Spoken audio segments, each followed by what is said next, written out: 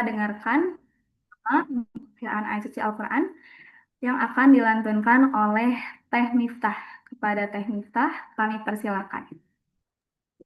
Terima kasih Teh Setia. Assalamualaikum warahmatullahi wabarakatuh. Untuk akan Teteh yang ingin tilawah bersama di tempatnya masing-masing, boleh dibuka Quran Surat An-Nisa ayat 34 ya. A'udzu billahi minasyaitonir rajim. Bismillahirrahmanirrahim. Ar-rijalu qawwamuna 'alan nisa'i bima faddalallahu ba'dahum 'ala ba'din wa bima أنفقوا من أموالهم فالصالحات قانتات حافظات للغيب بما حفظ الله واللاتي تخافون نشوزهن فعظوهن وهجروهن في المضاجع واضربوهن فإن أطعنكم فلا تبغوا عليهن سبيلا إن الله كان عليا كبيرا. Aku berlindung kepada Allah dari setan yang terkutuk dengan menyebut nama Allah yang Maha Pengasih lagi Maha Penyayang. Laki-laki atau suami itu pelindung bagi perempuan atau istri, karena Allah telah melebihkan sebagian mereka, laki-laki, atas sebagian yang lain, perempuan. Dan karena mereka, laki-laki, telah memberikan nafkah dari hartanya, maka perempuan-perempuan yang soleh adalah mereka yang taat kepada Allah dan menjaga diri ketika suaminya tidak ada, karena Allah telah menjaga mereka. Perempuan-perempuan yang kamu khawatirkan akan nusyus, hendaklah kamu beri nasihat kepada mereka. Tinggalkanlah mereka di tempat tidur atau pisah ranjang, dan kalau perlu, pukullah mereka. Tetapi jika mereka menaatimu, maka janganlah kamu mencari-cari alasan untuk menyusahkannya. Sungguh Allah Maha Tinggi, Maha Besar. Maha benar Allah dengan segala firman-Nya. Assalamualaikum warahmatullahi wabarakatuh. Waalaikumsalam warahmatullahi wabarakatuh. Masya Allah, Allahumma arhamna bil Quran. Jazakallahu khairan kepada Teh Miftah atas lantunan ayat suci yang telah dibacakan. Semoga dapat menambah keimanan dan kecintaan kita terhadap Al-Quran. Amin, amin, ya rabbal alamin. Oke, baik. Senang sekali ya rasanya saya bisa menjadi MC, memandu acara untuk sosok yang Allah hebatkan, untuk bisa sharing nih bersama pada hari ini yang akan membawakan tema catatan dari Kepala KUA, realita pernikahan yang jarang dibicarakan. Oke, baik. Izinkan saya untuk membacakan CV narasumber terlebih dahulu. Baik, kepada operator boleh dibantu share screen. Halo, Assalamualaikum warahmatullahi wabarakatuh. Waalaikumsalam warahmatullahi Waalaikumsalam warahmatullahi wabarakatuh. Ya, bentar tuh belum dibuka kameranya. Udah, sekarang terbuka kameranya. wabarakatuh. Baik, saya izin membacakan CV narasumber terlebih dahulu. Baik, oke, baik. Beliau bernama lengkap Dr. Ahmad Zailani MAG. Beliau ini setelah menempuh pendidikan ya, S1-nya di IAIN Sunan Gunung Jati Bandung, kemudian telah menempuh S2 dan S3-nya di UIN Sunan Gunung Jati Bandung. Oke, kemudian beliau juga memiliki banyak pengalaman juga di sini, dari mulai penghulu KUA Batu Nunggal sampai sekarang menjadi Kepala KUA Kecamatan Cibenying Kidul tahun 2022 sampai sekarang. Oke, Masya Allah ya, untuk pengalaman-pengalamannya sudah banyak sekali. Oke, baik. Sebelum kita lanjut, pastikan teman-teman sudah follow dulu nih beberapa Instagram kita ya. Ya, silakan di follow dulu, ada di @salmanitb, @spn_salmanitb, @wakaf_salman_itb, dan @grand cokro bandung. Nah, oke, acara ini juga berkolaborasi dengan Wakaf Salman ITB ya. Jadi untuk Akang Teteh Sobat Wakaf sekalian, berbicara tentang wakaf sudah pasti berbicara juga tentang manfaatnya yang abadi. Melalui program wakaf uang, Wakaf Salman juga mengajak kepada seluruh peserta yang hadir di sini untuk mengabadikan kebaikan dengan amal jariah yaitu wakaf. Setiap wakaf uang yang sobat tunaikan akan dikelola secara produktif sehingga hasilnya dapat dimanfaatkan untuk berbagai program sosial di wakaf Salman gitu ya, yang akan memberikan dampak abadi untuk umat. Dengan nominal berapapun, sobat wakaf bisa menunaikan wakaf dan infak terbaiknya melalui rekening BCA Syariah atau DM Instagram @wakafsalma_itb. Nanti boleh di-spill di kolom chat ya untuk rekening BCA-nya dan Instagram Wakaf Salman ITB. Nah, kami juga mengucapkan terima kasih kepada Hotel Cokro yang atas dukungan dan kerjasamanya dalam terselenggaranya acara ini. Semoga kolaborasi kebaikan ini dapat terus memberikan manfaat yang luas bagi kita semua. Oke, baik. Nah, informasikan juga nih untuk yang udah follow Instagram tadi, pastikan teman-teman udah follow ya, karena nanti akan ada door prize atau reward nih after acara untuk teman-teman yang membuat resound terbaik, baik di story Instagram maupun di feeds Instagram. Nah, jadi nanti teman-teman setelah acara boleh dibuat resume-nya, kemudian mention ke Instagram yang tadi sudah disebutkan atau yang ada di layar gitu. Nah, untuk pengumumannya akan diumumkan di hari Kamis, begitu ya, Kang Tata. Oke, baik, Alhamdulillah. Kita lanjut lagi ke ini ya. Kalau misalnya nanti Akang Teteh juga mau bahan notulensi, rekaman, itu bisa juga untuk mengikuti channel WhatsApp Wakaf Salman ITB yang sudah ada di layar barcode-nya. Oke, baik, Alhamdulillah pemateri kita sudah hadir membersamai ya. Assalamualaikum Bapak. Waalaikumsalam warahmatullahi wabarakatuh. Jelas nggak suaranya, Teteh, suara saya?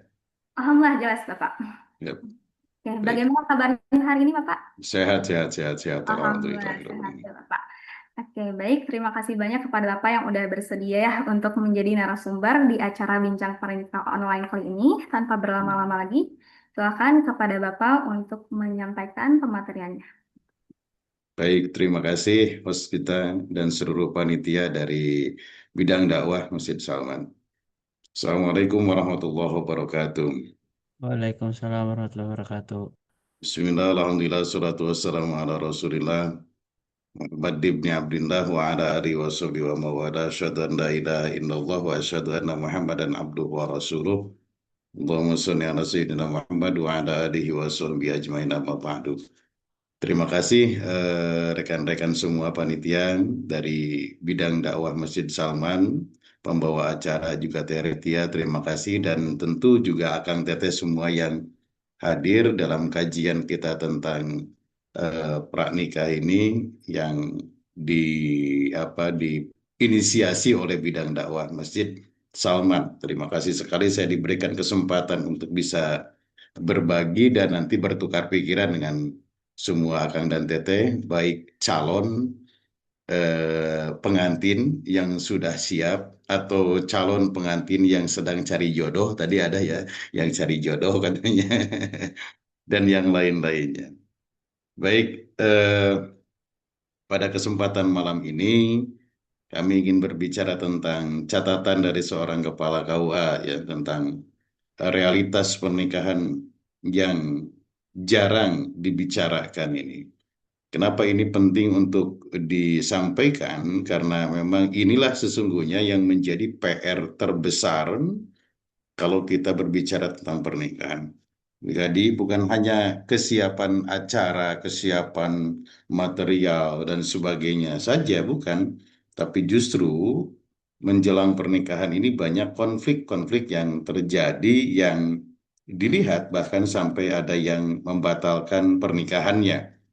Di tahun ini saja, ini perlu diketahui oleh Akang Teteh semuanya, tahun ini itu sudah ada 3 pernikahan yang kemudian dibatalkan. Dicabut berkasnya, dibatalkan. Tahun ini saja ya, ini tahun 2026 ini sampai dengan bulan Juni ini ada 3 peristiwa pernikahan yang dibatalkan dengan sebab munculnya konflik-konflik di antara pacar mempelai dan juga di antara keluarganya. Jadi konflik-konflik ini sesungguhnya merupakan bagian daripada uji ya, bagian daripada ujian tentang keberadaan mempelai atau juga memang ini tentu untuk melihat secara utuh tentang siapakah mempelai-mempelai yang akan melaksanakan akad nikah itu dengan berbagai tantangannya, karena memang ke depan tantangan yang harus dihadapi jauh lebih besar. Baik, katanya putus-putus ya. Ini suaranya putus-putus, betul nggak? Jelas, Pak. Iya jelas. Oke, baik. Baik. Nah, pernikahan bukan perkara hanya berbicara tentang individu pribadi mempelai, tapi pernikahan akan mencakup semua komponen. Apakah itu yang disebut dengan orang tua, kadang saudara, kadang juga anak, dan yang lain-lainnya. Ini tentu membutuhkan kesiapan segala pihak atau berbagai pihak dalam melaksanakan tentang pernikahan ini. Kita lanjut ya. Jadi konflik itu nanti akan kita kupas baik sebelum pernikahan ataupun setelah pernikahan. Kita lanjutkan akan untuk slide-nya. Baik. Ini ada yang saya kategorikan hanya dua saja lah dulu. Yang pertama adalah qoblal aqdi, yang kedua adalah ba'dal aqdi. Yaitu permasalahan-permasalahan yang terjadi sebelum akad nikah. Eh, yang kedua adalah permasalahan-permasalahan yang muncul setelah akad nikah.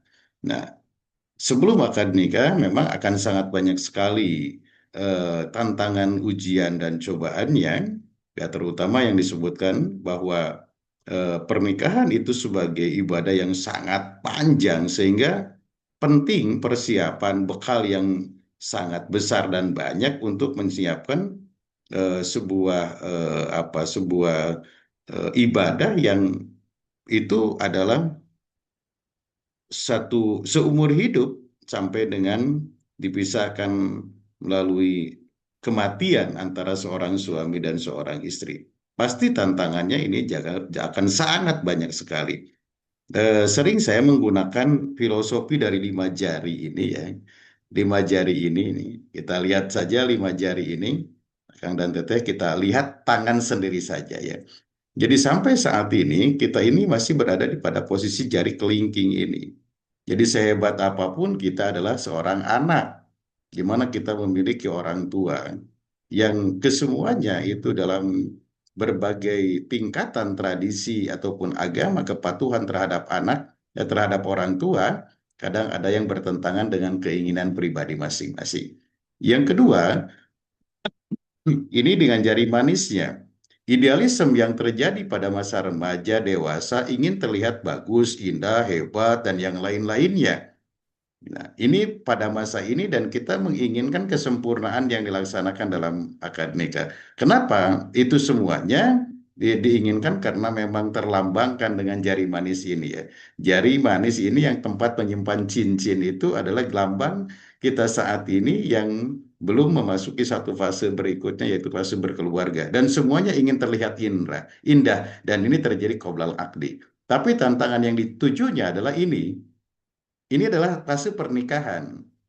Makanya kalau dalam tradisi-tradisi barat, kalau begini kan tantangan. Sesungguhnya pernikahan itu bukan kebahagiaan. Aslinya adalah sebagai sebuah tantangan kalau kita mempelajari filosofi jari-jari ini. Maka pantas kemudian masa sebagai kanak-kanak dan masa remaja ini akan bertabrakan karena kedudukannya akan memperjuangkan sesuatu yang sangat besar dan tinggi, yaitu sebagai sebuah keluarga yang baru dengan motifnya seperti ini, tantangan. Gitu. Kenapa? Karena nanti teretnya satu saat besok lusa setelah menikah punya anak gitu ya, bahkan menjadi orang tua, dan orang tua itulah yang lebih banyak menggunakan jari telunjuk ini nih yang digunakan, jangan itu, jangan ini, harus itu, harus ini, nggak boleh gitu, nggak boleh gini. Ini kan lebih banyaknya menggunakan jari telunjuk ini.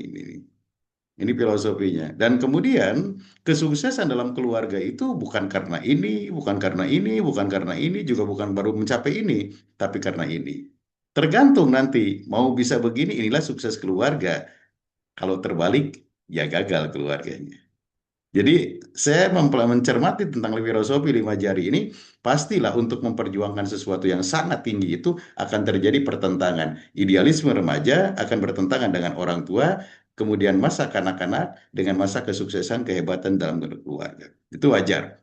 Yang kedua nanti tentang ba'dal akdi, itu setelah akad, tentang bergeser dari siapa yang dipilih menjadi bagaimana menjalani pilihan itu sendiri. Nah, itu yang tadi saya sebutkan, bahwa tantangan hakikatnya adalah nanti setelah akad. Bukan lagi siapa yang dipilih, tapi bagaimana menjalani pilihan itu, karena hidup keluarga hakikatnya adalah sebuah tantangan.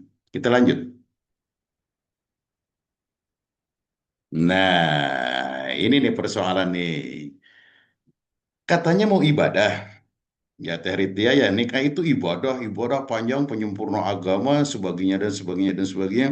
Sunnah Rasul, menjalankan perintah Allah dan Rasulnya, menjalankan perintah para nabi, menjalankan sunnah-sunnah para nabi dan sebagainya. Tapi kenapa? Ini banyak yang terjadi di tengah-tengah globalisasi dan kemajuan teknologi informasi saat ini. Justru yang sering terjadi di antara calon mempelai ini terjadinya hubungan yang melewati batas. Ketergantungan emosional berlebihan, kebohongan atau perilaku yang bertentangan dengan nilai-nilai yang dijaga sebelum nikah. Bahkan ada juga yang sampai telah terjadinya kehamilan. Bukankah ini menjadi permasalahan yang muncul sebelum akad nikah? Karena nanti di sini ada konflik kepentingan. Pertama, konflik kepentingan yang paling utama adalah dari pihak perempuan. Yang jelas-jelas dia akan menanggung aib daripada sisi kehamilan yang kalau kemudian tidak terjadi pernikahan itu akan sangat memalukan dirinya. Pada sisi yang lain, pihak laki-laki juga akan didesak untuk mempertanggungjawabkan apa yang telah dilakukannya itu. Nah pertanyaan lebih lanjutnya, kata Kang Febi ini, apakah mungkin akan terjadi ibadah ketika diawali dengan kemaksiatan? Dan kesananya, apakah mungkin akan terjadi keberkahan dalam pernikahan kalau diawali dengan dosa ini? Nah, ini kan pertanyaan yang lebih lanjut lagi. Maka ini menjadi sebuah tantangan, menjadi sebuah permasalahan yang muncul. Kenapa? Karena ke depan juga akan memunculkan masalah baru tentang kedudukan anak tersebut apabila satu saat dia akan melaksanakan akad nikah ke depannya. Termasuk juga hak kewaliannya, termasuk juga hak kewarisan. Hanya ini perlu ini permasalahan ini dihindari sama sekali. Ini tidak boleh ada yang terjadi seperti ini, gitu ya, eh, dalam pelaksanaan akad nikah. Yang kedua, ini sering muncul juga konflik dengan wali nikah. Biasanya konflik-konflik semacam ini terjadi. Pertama terjadinya karena adanya perceraian ibu dan bapaknya. Pada satu sisi, anak mengikuti kepada ibunya karena bapaknya tidak nikah lagi dengan yang lain atau tidak. Kemudian pada saat anak itu perempuan itu akan melaksanakan akad nikah, nah disinilah akan terjadi konflik. Sebetulnya bukan konflik antara anak dengan walinya, tapi konflik antara orang tuanya tadi yang sudah berpisah. Gitu. Konflik ini yang memunculkan kemudian penolakan dari pihak wali nikah untuk menikahkan sang anak. Nah, ini sering muncul juga ini karena perbedaan pilihan pasangan ada, kekhawatiran keluarga juga ada, masalah komunikasi juga ada, atau ketidaksiapan ekonomi juga ada. Ini faktor-faktornya di antara konflik antara pengantin dengan wali nikah. Tapi yang paling banyak itu adalah konflik yang terjadi antara dua orang ini, ibu dan bapak yang telah berpisah. Satu itu. Yang kedua, biasanya karena bapaknya sudah meninggal dunia. Sementara dia itu masih memiliki hak waris yang belum dibagikan.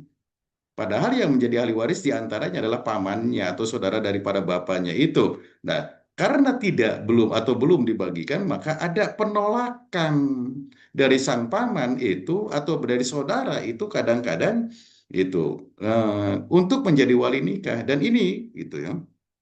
Ini eh, terjadi beberapa ya di akhir tahun 2025 itu kemarin itu ada karena memang masalahnya masalah warisan. Oh bahkan terjadi di bulan bulan Mei kemarin itu ada juga yang wali nikahnya itu yaitu uaknya itu gitu yang nggak mau menikahkan dengan sebabnya tadi itu beliau belum mendapatkan bagian waris yang seharusnya mendapatkan waris. Saya bilang sampaikan kepada Ua itu bahwa kita tidak pernah tahu tentang warisnya, tapi Ua punya kewajiban untuk untuk melaksanakan tanggung jawab sebagai Ua yang kemudian nanti ke depan akan memperoleh bagian daripada waris gitu. Itu diantaranya konflik dengan wali nikah. Jadi bukan hanya dengan orang tua, tapi dengan pihak yang lain seperti dengan uanya atau dengan saudara kandungnya yang notabene saudara kandung itu hanya menjadi wali tatkala memang bapaknya sudah tidak ada atau kakeknya sudah tidak ada dan yang lain-lainnya. Kita lanjut. Ini permasalahan yang muncul. Jadi penting untuk kita selesaikan dari awal. Jadi sebelum nanti menuju kepada arah pernikahan, maka pastikan dulu semua yang tadi disampaikan di satu dan berdua. Kemudian yang ketiga, statusnya ini nih, status calon pengantin wanita. Apakah anak angkat atau anak di luar nikah? Ini penting sekali bagi orang tua terutama yang memiliki anak angkat atau yang tadi itu karena ada dosa sebelumnya itu berkata jujur, mengatakan apa adanya. Karena bukan hanya, ya memang ini akan sangat terkait dengan perjelas tentang keadministrasian, kejelasan data keluarga, nah terutama dalam hak perwalian dan pencatatan pernikahan. Jadi pencatatan pernikahan di KUA itu bukan hanya berbicara tentang ketercatatan secara administratif, bukan hanya itu. Lebih jauh daripada itu adalah kebenaran pada sisi syar'i. Justru kebenaran pada sisi syar'i inilah yang akan melahirkan keberkahan dalam pernikahan. Sebab gini, kalau kita hanya menuju kepada hukum pencatatan saja, bisa jadi pencatatan itu terjadi, tapi hakikat daripada keabsahan pernikahan itu tidak ada. Kenapa? Karena anak yang diakad nikahkan itu ternyata oleh bapak angkatnya, sementara bapak angkat tidak memiliki hak untuk menjadi wali nikah. Termasuk juga anak yang di luar nikah tadi itu. Bapak biologisnya tidak berhak menjadi wali nikah, tapi itu menjadi kewaliannya itu berpindah kepada wali hakim. Ini penting untuk kita telusuri. Bukan berarti kita apa istilahnya ya kepo tentang keberadaan diri kita. Enggak. Justru disinilah kalau kita melandasi pernikahan itu adalah sebagai bentuk pengamalan atau bentuk bentuk ibadah kepada Allah Subhanahu wa taala dan pernikahan juga sebagai penyempurna agama. Ya bagaimana mungkin kemudian agama menjadi sempurna, kemudian agama itu dilaksanakan kalau pada saat pernikahan juga terjadi kesalahan, yaitu diantaranya adalah kesalahan tentang perwalian nikah karena anak yang ada itu bukan anak asli, bukan anak kandung, atau karena anak angkat ataupun anak di luar nikah. Dan ini baru-baru ini juga ada yang terjadi tentang anak angkat. Saya sampaikan, Bapak tolong sampaikannya dulu, jangan ke anak angkat Bapaknya, tapi sampaikan dulu ke calon mantu Bapak. Loh, kenapa Pak? Harus saya sampaikan ke calon mantu dulu, bukan ke anaknya. Gini Pak, kalau satu saat kemudian setelah dari calon mantu Bapak, dia sudah menerima, Bapak tinggal sampaikan kepada anak Bapak. Kenapa? Nanti pada saat anak Bapak ada penolakan, akan ada penguatan dari mantu Bapak. Wong mantunya saja sudah menerima, kenapa anaknya tidak mau menerima? Dan itu ternyata alhamdulillah selesai. Dan baru sekitar 1 minggu yang lalu kita laksanakan akad nikahnya itu.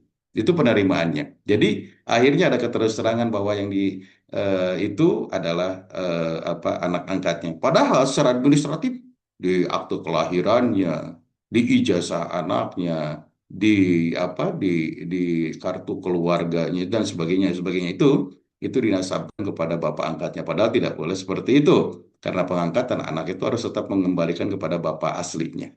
Ud'uhum li'abaihim huwa aqsat, kata Quran.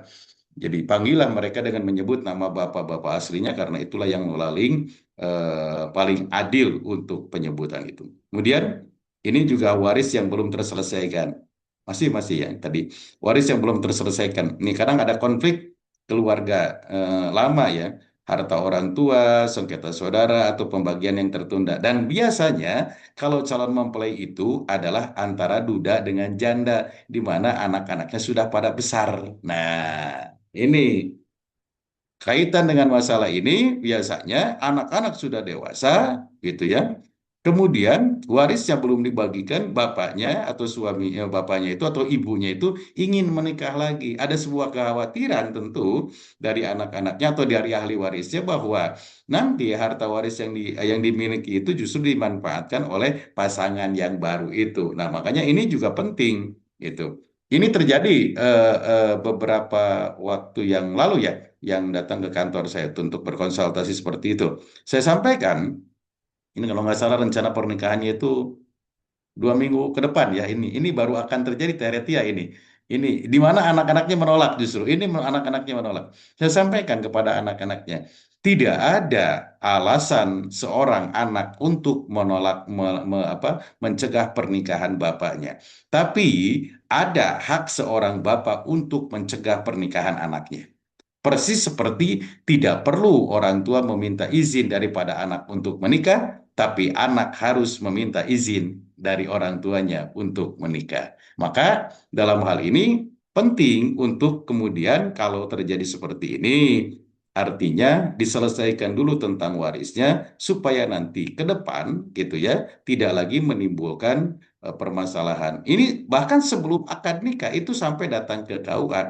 Pak, ini nggak boleh terjadi pelaksanaan akad nikah orang ini dengan orang itu. Kenapa? Ini begini, begini, begini, begini. Jadi itu rata-rata ada ketakutan, terjadi persengketaan, kemudian juga ada pembagian yang tertentu. Nah, betul. Jadi ada ketakutan inti yang paling utamanya adalah bahwa harta yang dimiliki yang telah dikumpulkan oleh suami istri pada masa lalu itu akan diambil atau digunakan atau bahkan dikuasai oleh pasangannya pada saat setelah terjadinya pernikahan. Maka ini yang sering memunculkan permasalahan. Jadi pastikan itu semua tidak terjadi. Kalau ke depan kebetulan kita dijodohkan oleh Allah dengan orang yang setelah telah pernah berkeluarga atau sebaliknya gitu ya. Kita sudah berkeluarga dan kita menikah dengan seseorang yang belum berkeluarga sebelumnya. Lanjut.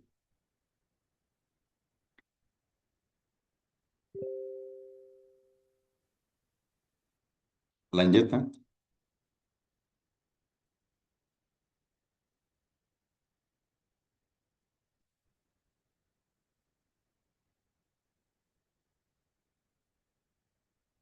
Dilanjut, Pak. Nomor 5 dan nomor 6-nya ada lagi. Ini baru masih 34. Nomor 5-nya masih qoblal akdi ada. Itu Sudah, Pak. dia mangga. Ya, baik. Sepertinya ada terkenal sedikit ya, mungkin tadi yang telah disebutkan oleh Bapak Ahmad, ada permasalahan sebelum akad juga ya tadi, dari nomor 1 Ya, sampai 4. qoblal akdi. Ya. Nah, coba tadi. Ya, baik, Ya, Pak. ini sudah ya 3 dan 4. Sekarang kita menuju ke nah, ini 5.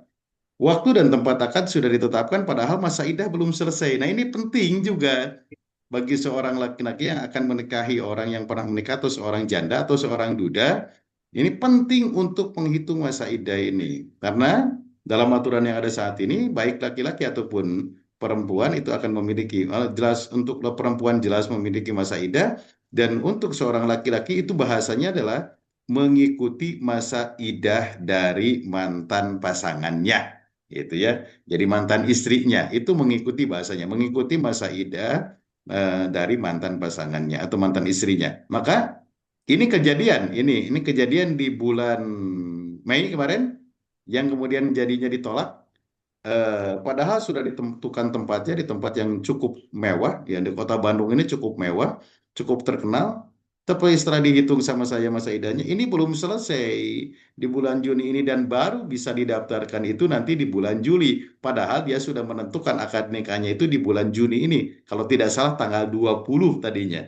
Tanggal 20 Juni ini. Setelah dihitung, baru selesai idahnya itu sendiri, baru di tanggal 29 Juni. Saya bilang, ini baru bisa didaftarkan nanti di awal Juli. Nah, ini jangan sampai juga terjadi nanti setelah semuanya perencanaan, kemudian dan yang lain-lainnya bahkan tempat sudah ditentukan, waktunya sudah ditentukan, tapi kita lupa kepada unsur utamanya bahwa kita itu akan ibadah. Jadi ibadah itu ada yang ditepati dan ditetapi oleh kita yaitu syariah. Dan syariah itu diantaranya adalah tentang masa iddah ini karena diharamkan bagi seorang perempuan untuk menikah gitu dengan laki-laki yang lain sebelum habis masa iddahnya. Jangankan menikah, berazam, azam itu apa ya? Tekad yang kuat gitu untuk melaksanakan akad nikah pada masa dia iddah itu sudah dilarang. Wala ta'zimu uqdatan nikahi hatta yablughul kitabu ajalah. Dan janganlah kamu mengazam mengiktikadkan untuk nikah gitu ya. Sehingga habis dulu masa iddahnya. Hatta yablughul kitabu ajalah. Sampai dengan habis dulu masa iddahnya. Jadi jangan berencana yang lain-lain lah. Kalau masa iddah itu sudah diam saja dulu. Gitu. Itu kan masa perenungan, masa relaksasi, bisa jadi kemudian kembali lagi kepada mantan suaminya karena memang itu merupakan hak paling utama ya untuk mantan suami itu untuk kembali kepada mantan istrinya. Wa bu'ulatuhunna ahaqqu biraddihinna fi dzalika in aradu israha. Jadi mantan-mantan suami itu lebih berhak untuk merujuknya kembali dan kalau memang punya tujuan untuk islah. Itu. Jadi itu. Terlanjut ya yang sekarang yang keenam ya. Kayaknya ada kendala sinyal ya Teh ya. Teh Ret ya. Ya, Bapak sedikit. Iya, iya, iya. Nah ini, kemudian juga ini kebenaran status calon pengantin belum pasti. Ini maksudnya ini ya, misalnya pernikahan sebelumnya, identitas, kondisi keuangan, atau fakta kehidupan hidup yang sebelumnya. Nah, ini lebih menekankan kepada kebenaran status itu yang banyak terjadi saat ini adalah tentang pernikahan siri atau pernikahan di bawah tangan. Atau pernikahan yang tidak dicatatkan atau dulu itu banyak lagi istilahnya ada kawin lari dan yang lainnya gitu ya ada kawin siri kawin lari. Nah ini jelas akan menghilangkan tentang kebenaran status. Contoh, seseorang yang pernah menikah siri dengan seseorang laki-laki katakan dia punya anak, terus apa sebutan untuk orang tersebut? Disebutkan janda tidak punya akta cerainya, disebutkan juga sudah menikah, tidak ada buktinya.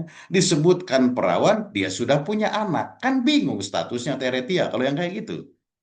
Nah, ini pasti akan menimbulkan permasalahan yang cukup panjang karena dia harus menuntaskan dulu permasalahan pernikahan dengan pasangan sebelumnya, habis itu kemudian juga harus dihitung lagi masa iddahnya. Karena beberapa waktu yang lalu juga terjadi dengan perkawinan siri yang dilakukan ternyata dilaksanakan pada masa iddah yang pada akhirnya dia harus melaksanakan iddah dua kali. Pertama, iddah dari suami yang pertama yang belum dijalankan, yang kedua adalah iddah dari suami yang saat ini.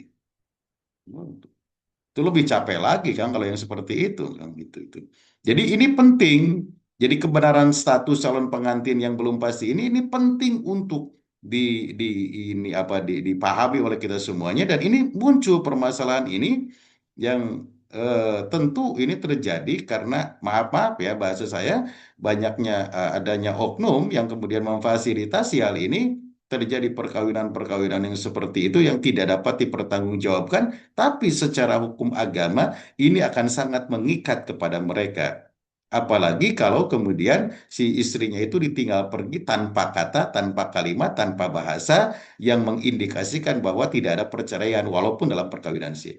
Bahaya besar ini untuk calon pengantin itu. Dan ini terjadi konflik pasti dan permasalahannya itu akan sangat panjang sekali dan itu terjadi sebelum pernikahan. Andai kata baru diketahui setelah terjadi pernikahan ini yang jauh lebih hebat lagi, lebih dahsyat lagi nanti pengaruhnya. Karena bisa jadi, pertama, yang akan muncul itu adalah gugatan dari suaminya yang pertama.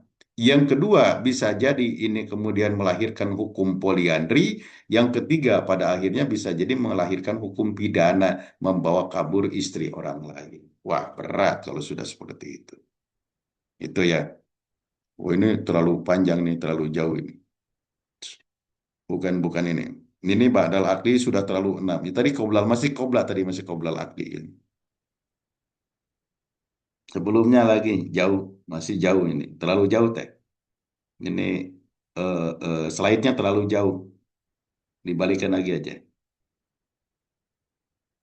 Kita baru di 6 di qoblal akdi ya. Ini sudah 6 ba'dal akdi ini. Terus sebelumnya, masih sebelumnya lagi, jauh sebelumnya, jauh sebelumnya, masih jauh sebelumnya ini. Ini baru yang qoblal akdi. Yang tadi itu. Ini sudah ba'dal akdi sudah terlalu jauh. Ini harus kembali lagi ke nomor 1 dan 2 di ba'dal akdi nanti. Bisa dikembalikan? Nah ini.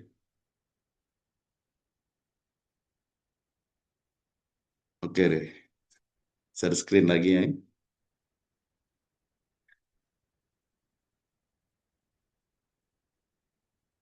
Ya sudah ini ya. Jadi ini tentang kebenaran status pengantin ini mesti mesti kita pahami dulu, dan ini yang banyak menimbulkan konflik pada akhirnya ya, di kalangan calon pengantin, dan juga pasti akan terjadi penolakan dari pihak KUA dalam hal terjadinya melangsungkan akad nikah yang seperti ini. Kita lanjut, oke.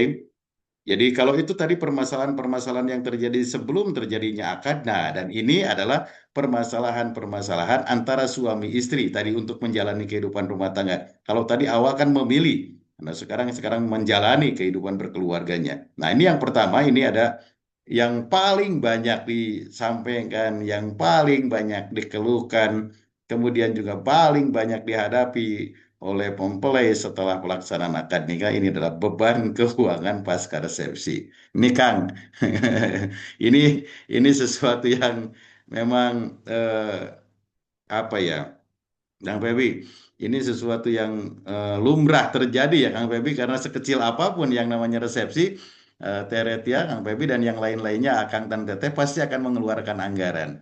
Nah itu pasti akan mengeluarkan dana. Nah ini penting untuk kita kita kita antisipasi dengan maaf kita, kalau kebetulan ya di Salman itu kan ada SPN, itu ada bagian untuk ini ya, tentang keuangan itu ya, ada ya. Betul ya, Teret ya. Kalau nggak salah ada tentang perencanaan keuangan ya. Betul, Pak. Betul, Ya, Pak. ya itu. Inilah justru hikmahnya sebetulnya.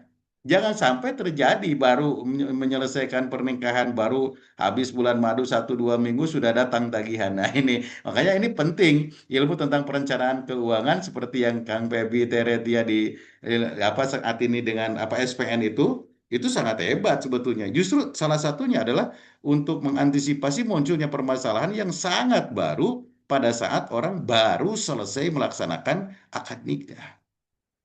Ini kejadian maksud saya. Ini saya sampaikan ya, karena memang inilah tadi kata Kang Febi, catatan-catatan yang kita temukan Kang Febi ya, catatan-catatan yang kita temukan. Ini yang terjadi ada beberapa waktu yang lalu itu yang setiap bulannya pada akhirnya si suami itu yang asalnya sudah dikatakan punya penghasilan, kalau nggak salah waktu itu penghasilannya sekitar 4 juta, tapi pada akhirnya dikurangi hanya punya penghasilan sekitar 2 juta, karena yang 2 jutanya itu harus digunakan untuk menyicil. Nah, ini anggaran yang digunakan untuk pelaksanaan resepsi. Satu itu. Yang kedua ada lagi pertanyaan yang kemarin itu dari KUA Coblong, yaitu Pak KUA-nya.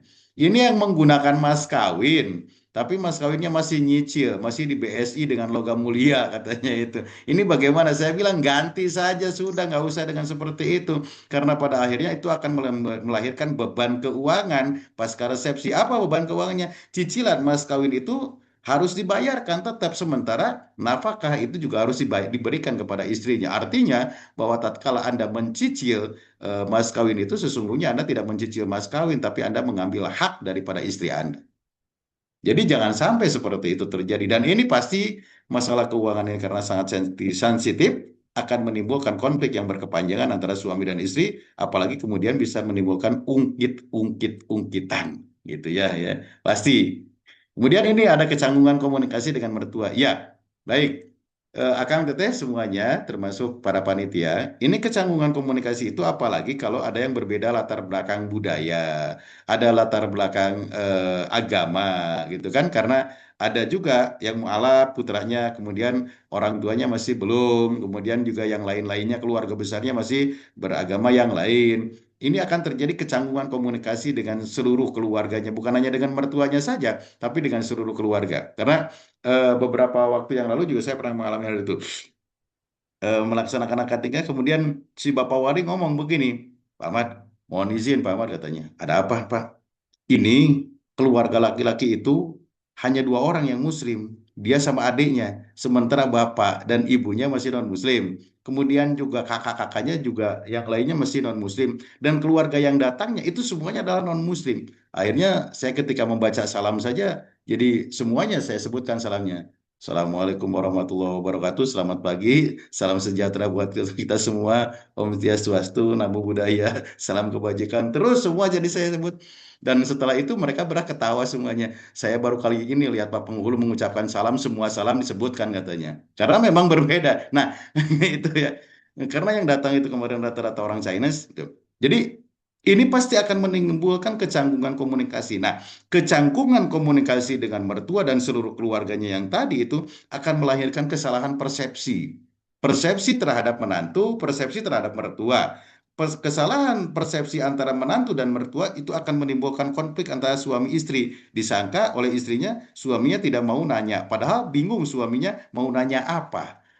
Karena adanya perbedaan budaya, adanya perbedaan bahasa, dan juga perbedaan-perbedaan lain yang mungkin akan terjadi sesuai dengan apa yang menjadi persepsi daripada masing-masing. Ini juga penting kita memahami tentang latar belakang daripada keluarga itu sendiri agar nanti tatkala sudah terwujud sebuah keluarga, justru komunikasi itu dapat terbangun. Kalaupun ada perbedaan agama, kalaupun ada perbedaan budaya, itu tidak menjadi sekat bagi mereka untuk kemudian melahirkan komunikasi yang hebat. Karena salah satu faktor yang bisa mempengaruhi terhadap keharmonisan dalam keluarga adalah komunikasi yang tidak lancar, terutama dengan pihak orang tua ataupun dengan mertua. Kita lanjut.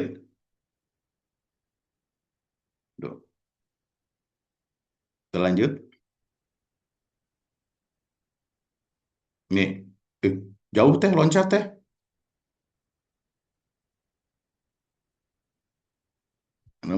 Nah, ini nih Kang Febi, Teh Retia.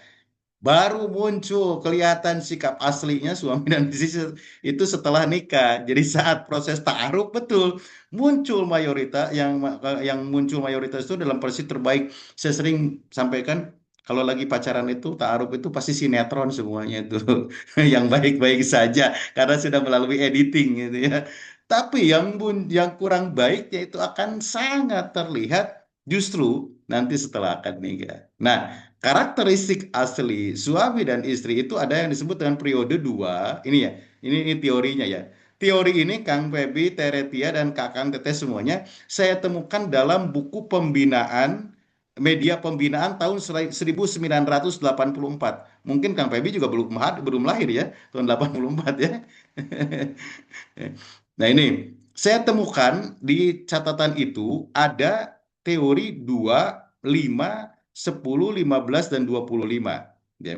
Jadi 2 tahun pertama itu adalah masa yang paling rentan bagi suami dan istri karena akan akan mencoba saling memahami tentang karakteristik yang asli daripada suami dan istri. Sehingga kalau kita melihat banyaknya perceraian muda itu terjadi pada masa 2 tahun pernikahan awal ini. Ini. Jadi karakteristik yang muncul itu yang ada saat ini pada masa ta'aruf itu hanya sebagian kecil yang itu pun sudah melalui editing yang sangat luar biasa yang dimunculkan. Sementara karakteristik yang aslinya itu akan muncul secara spontanitas ataupun naluriah kemanusiaan atau yang disebut dengan sifat-sifat insaniah itu justru terjadi setelah pernikahan. Ini juga penting.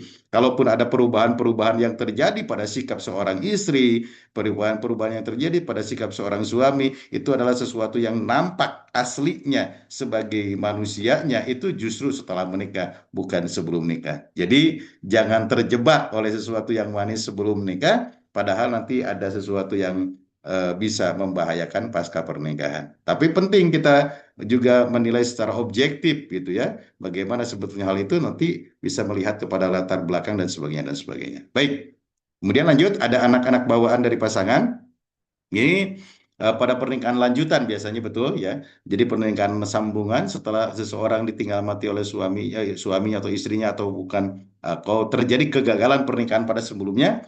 Nah, ini tantangannya bukan hanya pada hubungan suami istri saja tapi juga membangun sistem keluarga baru karena bisa jadi kalau satu pasangan membawa anak bawaan, kemudian pasangan yang lain tidak, akan yang satu ini akan terbebani. Atau kalau dua-duanya juga membawa anak-anak bawaan, maka itu pembebanan baik secara ekonomis, kemudian psikologis, kemudian juga baik secara ekonomis secara ekonomis ataupun juga secara sosiologis itu secara psikologis juga akan sangat terbebani akan menjadi beban untuk kedua belah pihak. Dan jadi ini penting kita pahami dulu tentang keberadaan siapa calon kita dan sebelumnya Karena sangat penting, karena pada akhirnya nanti ketika ada anak-anak bawaan yang dibawa oleh masing-masing pihak itu akan sangat mempengaruhi terhadap hubungan suami istri. Di mana kalau anak-anak itu masih kemudian kecil dan itu menjadi bagian yang harus kita urus, tentu akan menguras kepada pendekatan ekonomis, pendekatan psikologis, termasuk pendekatan sosial. Dan kalau anak-anak itu sudah dewasa, tentu hanya mungkin sebagian saja itu mungkin terkait dengan pendekatan-pendekatan ekonomis. Penting ini untuk ini karena memang banyak sekali konflik yang terjadi justru karena adanya anak-anak bawaan ini. Pasangan suami istri kemudian menjadi sering terjadinya cekcok karena kehadiran anak-anak yang dibawa dari mantan pasangannya yang sebelumnya. Kita lanjut. Ini, ini nih. Makanya dulu ada lagu ya jangan dibanding-bandingke, jangan dibanding-bandingke, jangan dibanding-bandingkan, gitu ya. Perbandingan dengan mantan pasangan. Ini berdampak pada pasangan yang merasa tidak pernah cukup. Ya, artinya begini, bahwa manusia sebagai makhluk yang penuh dengan kekurangan, kalau kita melihatnya unsur kesempurnaan, kesempurnaan itu hanya dalam cita-cita. Justru sesungguhnya sempurnanya orang itu ya karena kurangnya itu. Itulah yang paling sempurna. Gitu ya. Jadi kesempurnaan seseorang bukan berarti pada pemenuhan setiap apa yang kita inginkan. Tapi justru kesempurnaan seseorang itu terletak pada adanya kekurangan pada orang tersebut. Baru itu sempurna. Nah, ini yang sering menjadi pemicu timbulnya konflik antara pasangan itu karena suka dibanding-bandingkan dengan yang sebelumnya. Kok yang dulu mah gini ya, kok sekarang mah begini? Yang dulu mah ada gini, gini, gini, ini. Yang sebelumnya, yang sekarang mah jadi gini. Kok dulu masih seperti ini ya sekarang? Nah, kalau sudah membanding-bandingkan semacam ini, maka konflik tidak akan pernah selesai. Kenapa? Karena setiap orang pasti akan memiliki kelemahan. Setiap orang akan memiliki kekurangan. Ya, termasuk kita jangan hanya menuntut apa yang menjadi keinginan kita, tapi kita juga perlu mencerna bagaimana kita memenuhi keinginan pasangan kita. Maka pola membanding-bandingkan ini yang paling banyak memicu terhadap terhadap munculnya konflik di antara keluarga. Ini maaf apa saya dan Teretia ya, saya ungkap. Ada yang pernikahan hanya terjadi hanya 2 minggu. Terjadinya hanya 2 minggu. Dan setelah 2 minggu itu ternyata si suaminya itu kembali ke mantannya. Itu hanya 2 minggu. Padahal bukan maaf ya, bukan orang kecil yang satu sebagai seorang pengacara, yang satu lagi sebagai seorang dokter. Nah ini yang si itu kembali lagi gitu kan ke sang mantannya. Ya, karena ada rasa tadi itu dibanding-bandingkan itu, Pak. Jadi hanya 2 minggu kurang lebih lah itu. Dan itu menjadi sesuatu yang buat saya secara pribadi orang yang melaksanakannya, membimbingnya pada waktu itu cukup tragis gitu ya. Kenapa dari awal pun sudah terlihat ada indikator-indikator yang kok kenapa sulit ya saya minta minta minta apa persyaratan yang dibutuhkan. Kok kenapa ada kendala terus dari persyaratan yang dibutuhkan. Dia janji hari ini nggak datang lagi, dia janji hari ini nggak datang lagi, nggak datang terus-terusan sampai dengan injury time baru persyaratan itu ada. Nah, di indikator dari awal itu juga sudah saya ragu kata saya dengan pernikahan ini apakah mungkin akan berlanjut ataupun tidak. Ternyata ya hanya bernasib 2 minggu saja dan sekarang sudah selesai, gitu ya. Ada lagi yang satu lagi dalam 1 tahun. Ya, 1 tahun ya. 1 tahun itu 2 kali nikah itu. APB Teret ya. 1 tahun 2 kali nikah itu ya. Itu itu. Saya baru menemukan lagi itu ya. Setelah sekian lama baru menemukan lagi tahun sekarang ya di Kecamatan Cibenying Kidul ini. Jadi loh, perasaan orang ini dulu yang saya nikahin tahun sekian itu ya. Saya lihat berkasnya, iya bener kata saya itu. Jadi ternyata dia cerita, Pak, ya sama yang tadi itu. Jadi dulu dia punya punya apa punya pacar lah katakan, itu punya pacar. Tapi dia sudah berjanji kepada orang tuanya, siapa yang disukai oleh orang tuanya maka dia yang akan dinikahi. Ternyata orang tuanya setuju dengan orang ini, gitu ya, itu dengan orang ini. Akhirnya dia menikah tapi nggak lama balik lagi ke sana. Saya bilang ke istrinya itu, bukannya Anda dulu yang pernah saya nikahin tahun sekian, setahun bulan Januari ya? Iya, loh. Sekarang mau bulan November nikah lagi. Ya Pak, yang kemarin itu habisnya balik lagi ke mantannya Pak. Sekarang baru yang benernya katanya. Nah itu, jadi 1 tahun 2 kali saya menikahkan satu orang yang sama itu. Nah ini ada perbandingan-perbandingan yang seperti itu. Kemudian yang terakhir, nah ini turut campur mertua dalam pengurusan rumah tangga. Ini sebetulnya persepsi kita ya, mengurus dan persepsi orang tua dengan persepsi kita akan sangat berbeda. Pada satu sisi, orang tua memiliki persepsi bahwa itu adalah untuk meluruskan, membina, membimbing mereka agar punya kehidupan keluarga yang benar. Tapi pada sisi lain, sebagai orang yang baru belajar berumah tangga itu merasa diintervensi. Nah ini kan ada turut campur di sini.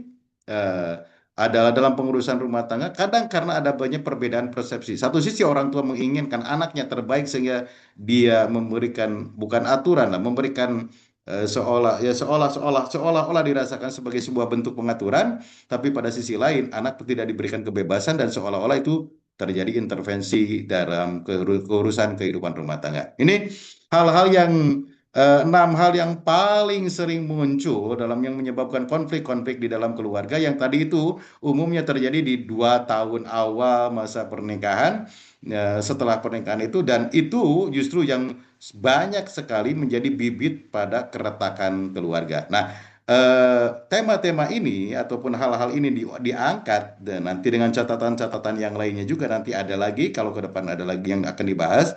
Tentu ini bukan hal yang terjadi pada 1 2 orang, tapi ini sangat-sangat banyak selama kurang lebih saya 27 tahun menjadi penghulu ya dari tahun 99 saya sampai hari ini. Inilah catatan-catatan yang kemudian menjadi permasalahan yang sering dikonsultasikan kepada kami di KUA, dan ini pula hal-hal yang paling banyak muncul di antara pasangan-pasangan baru di dalam membangun keluarga, baik sebelum ataupun setelah akad nikah. Nah, mudah-mudahan ini semua menjadi gambaran buat Akang dan Teteh, bagaimana ke depan dalam upaya merencanakan pernikahan, dan bagaimana ke depan untuk mengantisipasi munculnya permasalahan dalam kehidupan berumah tangga. Tentu paling tidak dengan gambaran-gambaran yang disampaikan pada saat ini bisa kita memperoleh satu simpulan nanti ke depan, oh ini hal yang harus kita lakukan untuk mengantisipasi semuanya.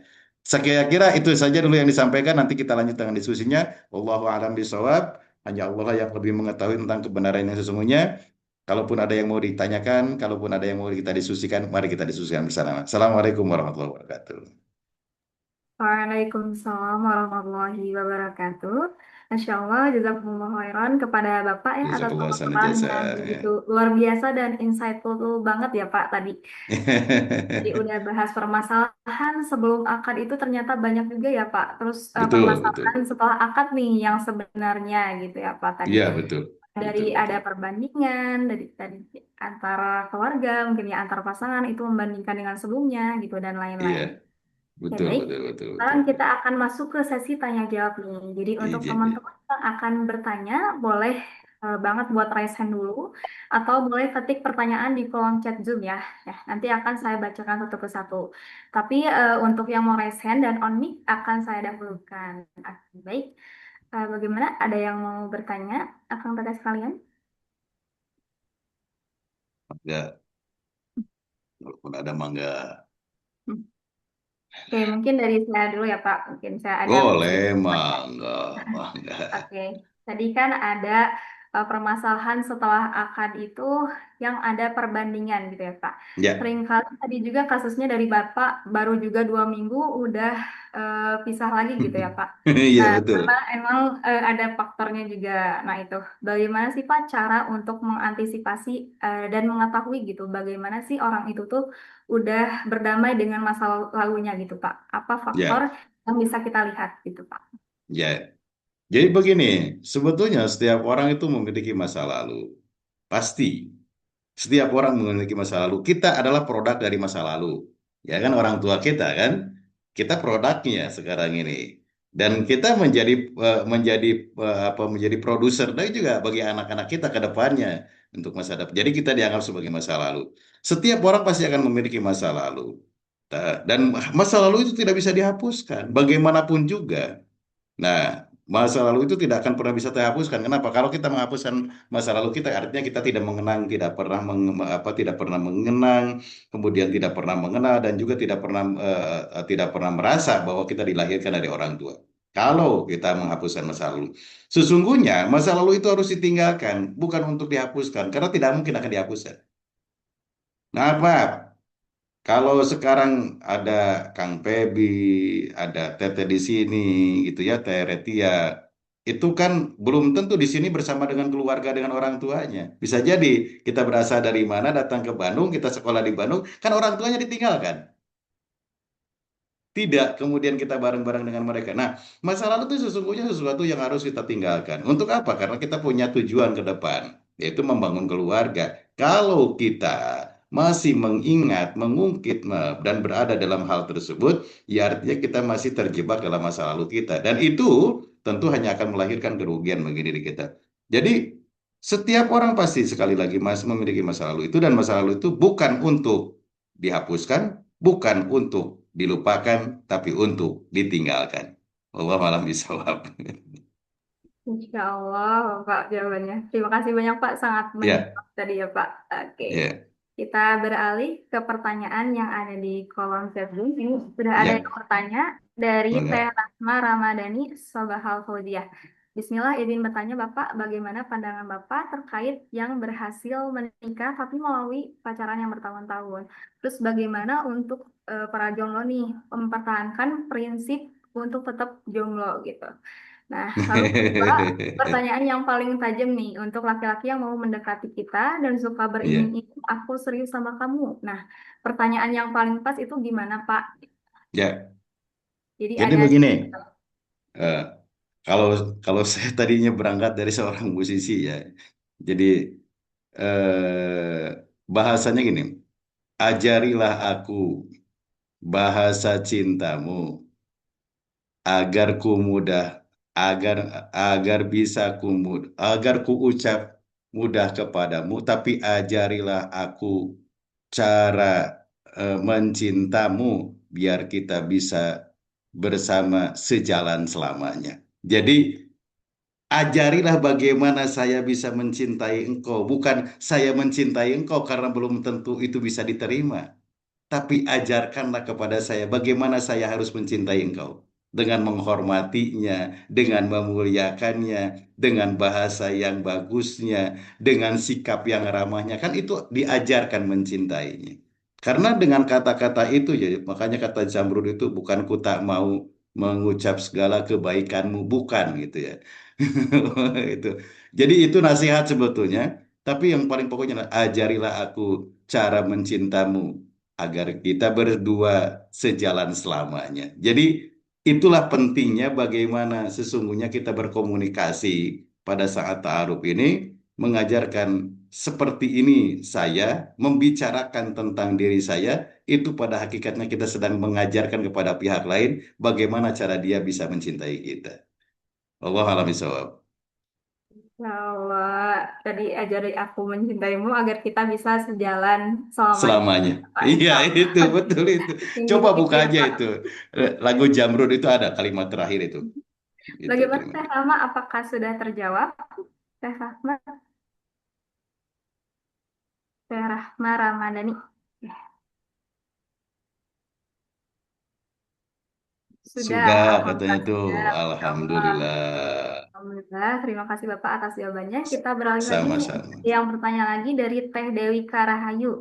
Izin bertanya, Jazakallah jika hasanah Bapak kandung sudah jazat ya. meninggal, apakah wali Ya, hanya boleh dari nasab almarhum Bapak? Apakah boleh ya. nasab dari almarhum Ibu, misal paman dari Hmm. Ibu? Ya, baik. Nasabiah dalam hal kewalian itu dari jalur bapak. Jadi pertama adalah abun bapak, kemudian abul abi atau jadun atau kakek. Jadi bapaknya bapak. Kemudian ada lagi ke atasnya yaitu bapaknya bapak-bapak atau yang disebut kakek buyut. Nah, baru dari sana kemudian kepada saudara kandung. Sementara dari pihak ibu itu tidak punya hak sama sekali untuk menjadi wali nikah, tapi dia bisa dijadikan sebagai saksi pernikahan. Artinya, kedua kelompok orang ini kita gabungkan. Satu dari pihak bapak menjadi wali, yang satu dari pihak ibu bisa menjadi saksi. Itu langkah elegan yang sering saya usulkan kepada setiap keluarga yang sudah tidak ada bapaknya, maka yang menjadi saksi itu nanti dari pihak ibunya, gitu ya. Jadi dua-duanya nanti kita akan mendukung kita karena dua-duanya kita rangkul ya untuk sama-sama menunjang kepada kesuksesan. Begitu kurang lebihnya. Allah alam bisawab. Ya, insya Allah, jazakallah khairan Bapak atas jawabannya. Insya Allah sudah terjawab. Kalau Ya, misalnya sudah tidak ada yang bertanya lagi di kolom chat, kita akan beralih ke Slido. Ya, boleh pada panitia dibantu untuk share screen di Slido-nya. Nanti ya, saya itu ada bacakan satu persatu untuk ya. ya.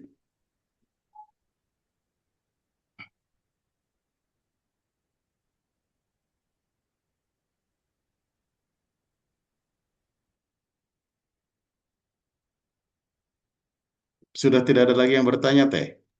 Teret ya. Ada Bapak di Slido sebentar. Oh ya, siap. Mangga. Tadi ada yang menanyakan kakeknya sudah tidak ada, tapi adanya paman dan uwa. Ya bisa itu. Paman dan uwa itu adalah sederajat ya.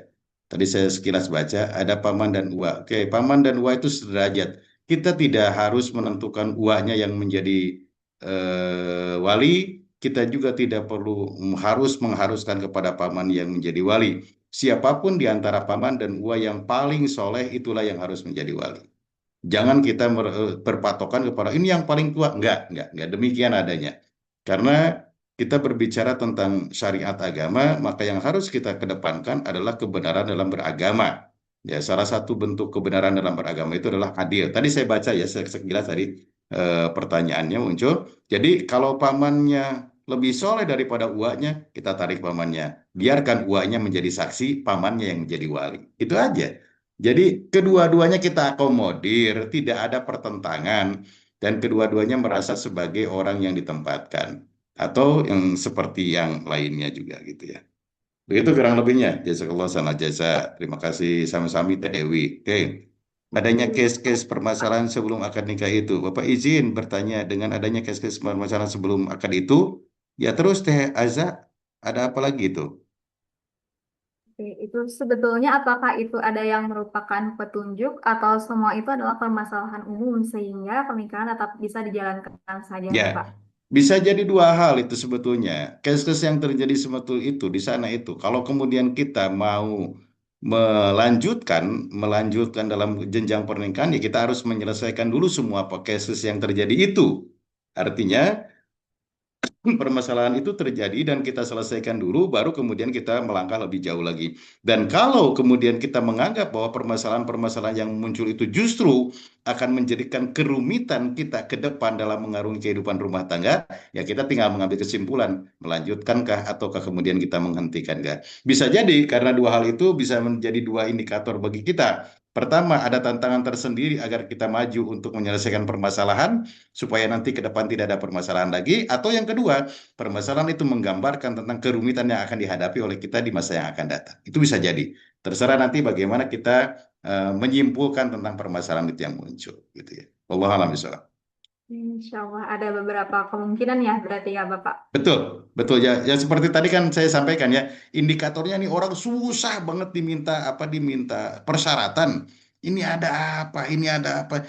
Ternyata baru ketahuan itu setelah pernikahan 2 minggu itu, kemudian ya seperti itu kejadiannya. Dan saya juga cukup terenyak tahu dengan permasalahan itu. Begitu. Oke, baik Pak. Ini sudah ada yang bertanya lagi. Mungkin saya baca dulu yang di kolom. Dibaca aja, mohon. Oke, baik. Ini pertanyaannya, kalau seandainya calon pasangan ngaku dirinya biseksual, tapi mengatakan sudah bertaubat, untuk selanjutnya apakah kita tetap melanjutkan pernikahan dengan dia, atau terlalu naif nih untuk lanjut proses dengan dia? Adakah pengalaman terkait ini, Pak? Boleh Ya, langsung. ada yang itu juga justru yang pihak laki-lakinya malah yang mengajukan gugatan. Saya bilang begini, kalau Anda betul-betul sudah mengetahui bahwa terjadi ada perilaku biseksual yang seperti itu, dan itu justru ini terjadi kepada istrinya, bukan kepada laki-lakinya justru. Ini istrinya yang seperti itu. Justru yang seperti itu ya. Hmm, saya begini aja, Anda jangan memponis dulu seperti itu. Kita perlu keterangan lebih lanjut yang dicek secara medis. Jadi kalau hanya sebagai sebuah pengakuan, itu bisa menjadi alibi. Alibi daripada keengganan dia untuk apa bergaul ataupun menjadi alibi dia untuk melakukan penyimpangan. Itu ya. Jadi ini yang kepada tim penanya itu. Jadi kalau memang betul-betul dia memiliki penyimpangan tersebut, biasanya akan bisa dideteksi nanti dari psikologi ya, dari psikolog ya. Dari psikolog. Penyimpangan itu betul terjadi dan itu bisa bisa bisa diobati, insya Allah bisa diobati dengan apa? Ya tentunya juga ada hal yang bisa membatasi ruang gerak dia, terutama dalam pergaulan yang bisa menyebabkan menjerumuskan seseorang kepada hal tersebut. Nah, andai kata itu hanya sebagai sebuah pengakuan tanpa adanya rekam medis dan yang lain-lainnya, bukti pengobatannya, ini ada kecenderungan hanya sebagai sebuah alibi bahwa dia sesungguhnya gitu ya dia sesungguhnya ada hal-hal lain yang ditujukan oleh dia bukan untuk membangun keluarga. Sebab kalau orang ingin sembuh, ini kan orang ingin sembuh dari sebuah penyakit, tentu dia akan berobat. Bukan hanya sebagai sebuah pengakuan, tapi dia akan berobat dan dia akan membuktikan ini loh, saya sudah berobat begini, begini, begini, begini, dan ini yang harus saya hindari begini, begini, begini, begini. Andai kata hanya sebagai sebuah pengakuan saja, gitu ya, ini sulit nanti untuknya hal-hal tersebut. Kenapa? Karena kecenderungan untuk terjadinya sesuatu yang terjadi sebelumnya itu biasanya mengakar dalam diri seseorang. Yang secara psikologis itu akan menempel pada diri seseorang. Bukan kita menjustifikasi, tidak dimaksudkan demikian. Namun pengalaman yang masa lalu itu akan menempel pada dirinya dan dia akan berfantasi untuk hal itu ke depannya. Maka penting bahwa pernyataan dia sudah sembuh itu harus dibuktikan dengan pernyataan medis dari orang yang memang kompeten untuk menyatakan hal tersebut agar pertama, tatkala kita berkeluarga pun tidak ada lagi keraguan. Yang kedua, betul-betul menunjukkan bahwa dia memiliki keinginan untuk berubah dan bersikap lebih baik lagi. Wallahu a'lam bishawab. Oke, insya Allah jazakallah khairan. Bapak berarti harus dicek secara medis ya, Pak. Harus Betul, betul, bukan, betul. bukan Paling hanya tidak pernyataan lisan ya, Pak. Iya, betul. Nanti Hmm. harus dengan psikolognya, psikiaternya. Kan itu kaitannya dengan masalah kejiwaan nanti itu. Oke, Masya Itu Allah. kaitannya bukan dengan masalah fisik, bukan. Itu dengan kejiwaan nanti. Harus dengan psikiater nanti itu.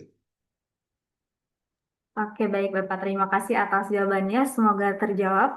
Teh, kita lanjut lagi nih. Ada yang sudah Mangga. raise hand. Masya Allah, ini ada Teh Anggit Rahma. Oke, kepada Teh Mangga Anggit, Teh Anggit. Ya. akan dipaparkan pertanyaannya. Assalamualaikum Ustadz, Assalamualaikum Teh. Maaf, Waalaikumsalam. suaranya kedengeran nggak ya? Waalaikumsalam. Aku lagi di Kedengaran Teh luar Anggit soalnya ya. ini. Aman, Teh. Aman, Oke, aman. Alhamdulillah. Sebetulnya aku salah satu yang nanya di Slido sih, tapi tadi khawatir teman-teman ada kendala ya. Jadi Ya, aku bacakan saja di sini. oke. Ustadz, sebenarnya aku mau bertanya, apa ya? Aku baru tahu sih bahwa eh, katanya itu jika ayah tiri itu tidak wajib menafkahi anak dari eh, janda ya, maksudnya janda yang dinikahi gitu. Oh, Tapi istri ada istri yang bawahannya itu. juga, Anak anak istrinya itu ya. iya anak Anak istrinya istrinya gitu. itu. Ya, Iya, terus iya ya. begitu. Terus, tapi ada yang bilang juga bahwa kayak misalnya ex suami itu mantan suami itu harus menafkahi anak kandungnya walaupun sudah bercerai gitu ya dengan istrinya Ya. sampai istrinya menikah lagi. Tapi ya aku Hmm. baru tahu bahwa ada apa ya ilmu itu gitu bahwa eh, ayah tiri itu tidak wajib menafkahi anak kandung. Lalu hukumnya gimana ya Ustadz? Maksudnya eh, anak kandung ini tanggungan siapa kalau begitu? Gitu. Anak bawaan istrinya itu. Ya, betul, betul. Ya, ya, Apabila ya, sudah ya. Ya. menikah gitu gimana? Terima kasih, Ustaz. Ya, baik. Baik, terima kasih Teh Anggit. Ini luar biasa ini pertanyaannya. Jadi, ada di dalam Al-Quran itu, sebentar ya.